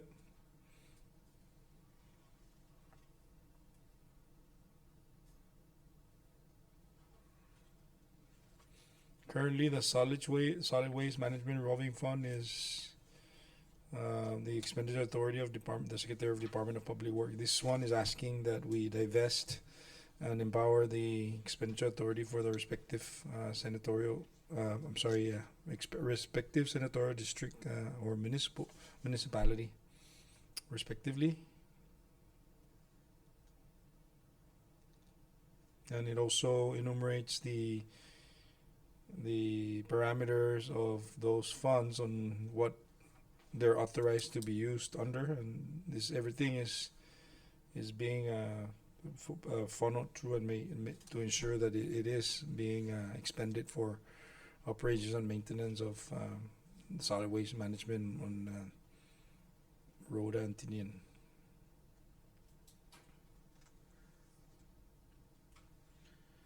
Any discussion from the members? If you guys members would like to move ahead with this and Sorry, Mr. Chair. Go ahead. Just to address the concerns from Secretary of Finance, I would assume this would be in line with the page 2, lines 14 and 22. While I know that line 2 to 3 indicated that the first and second senatorial districts will be the expenditure authority, but just the use of the word manage, which could be very broad or vague, just to align it with what was under line 2, and that the mayor of each respective municipality shall be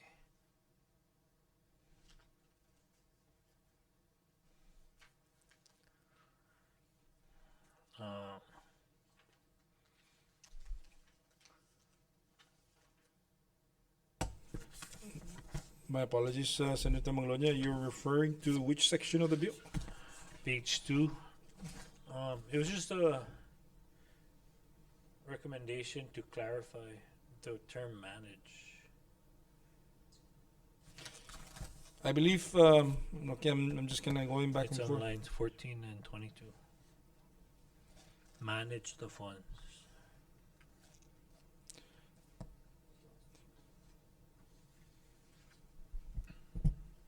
So in this case, so just for discussion purposes, although there is municipal treasurers on the respective islands, but there's still also a resident department heads on the respective islands, of which it is the authority, of the mayor to appoint. Right. And they're the ones managing all these other, that's the kind of like the conduit of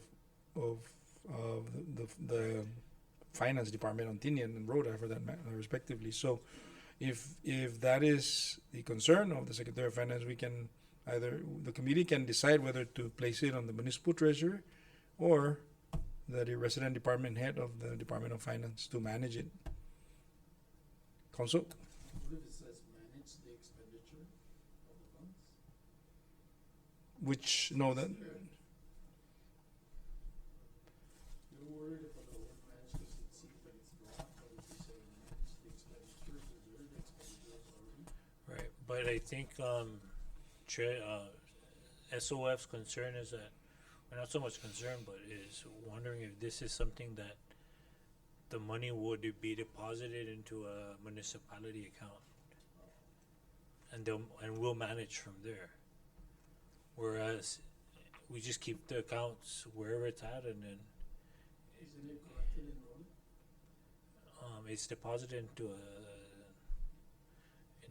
the solid waste revolving account and then subdivided.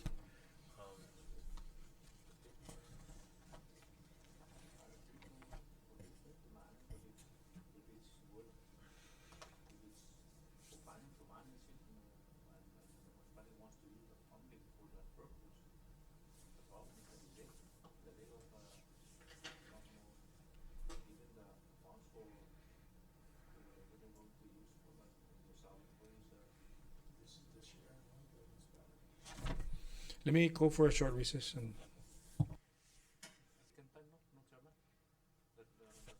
Okay, after an extended recess, we're back to our meeting.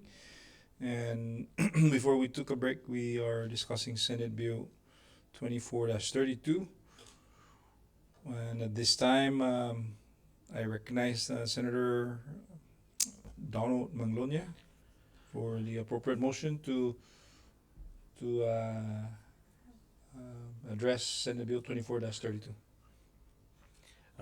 Thank you, Chairman. At this time, I move to adopt Senate Bill 2432. Been a motion offered by Senator Manglonia for the adoption of Senate Bill 2432. Do I hear a second? Second. Second by Senator Calvo. Under discussion, I recognize Senator Calvo. Chair, I motion to amend the title, change to clarify.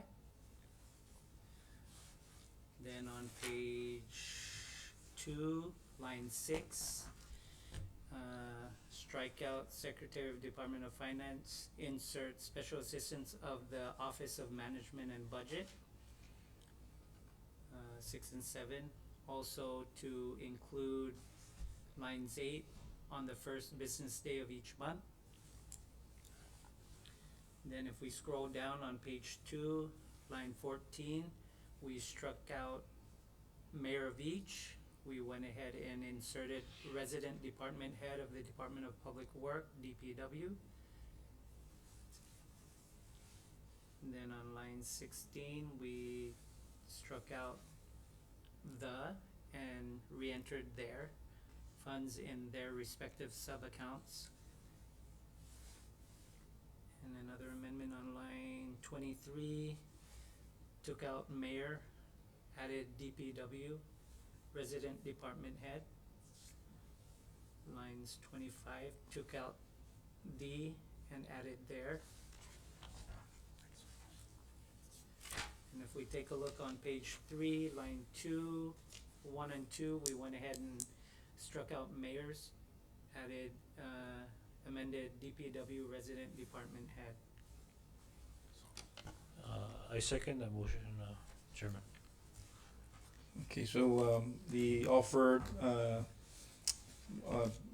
enumerated by our good colleague from Rhoda, Senator Calvo, offering an amendment of Senate Bill 24-32, and it's been seconded. All those in favor of the amendment offered by Senator Calvo, please say aye. Aye.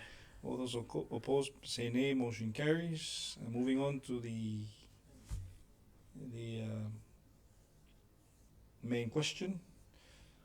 Mr. Chairman, at this time, I move to adopt Senate Bill 2432 SD1. There's been a motion offered by Senator Manglonia for the adoption of Senate Bill 24-32 as amended. Do I hear a second? Second. Second. All those in favor of the motion for the adoption of Senate Bill 24-32 as amended, please say aye. All those opposed, say nay. Senate Bill 24-32 hereby passes committee in a form of a Senate Draft 1. Thank you, members and staff. And this essentially allows the legislation to move for a markup in hopes that the full board can entertain it in the next session. Moving on, item 7. Under number Senate Communication 2450, members, I wish to inform you that as a result of the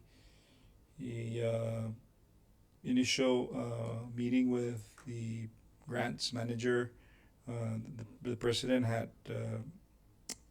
indicated that there will no longer be a need to set such hearing, and therefore allow the grants office to work with the respective members of the Senate to address some of the concerns, even including possible amendment to the legislation enabling statutes. So I just wanted to clear that off so that we can move forward from this communication. Any questions? No questions? Okay, under announcements, I do want to mention that although it's out publicly, the submittal of the budget package for 2026 have yet to make its way to the Senate, but just so that we can prepare, I encourage all the members to start reading into the proposal, and so that when there's a formal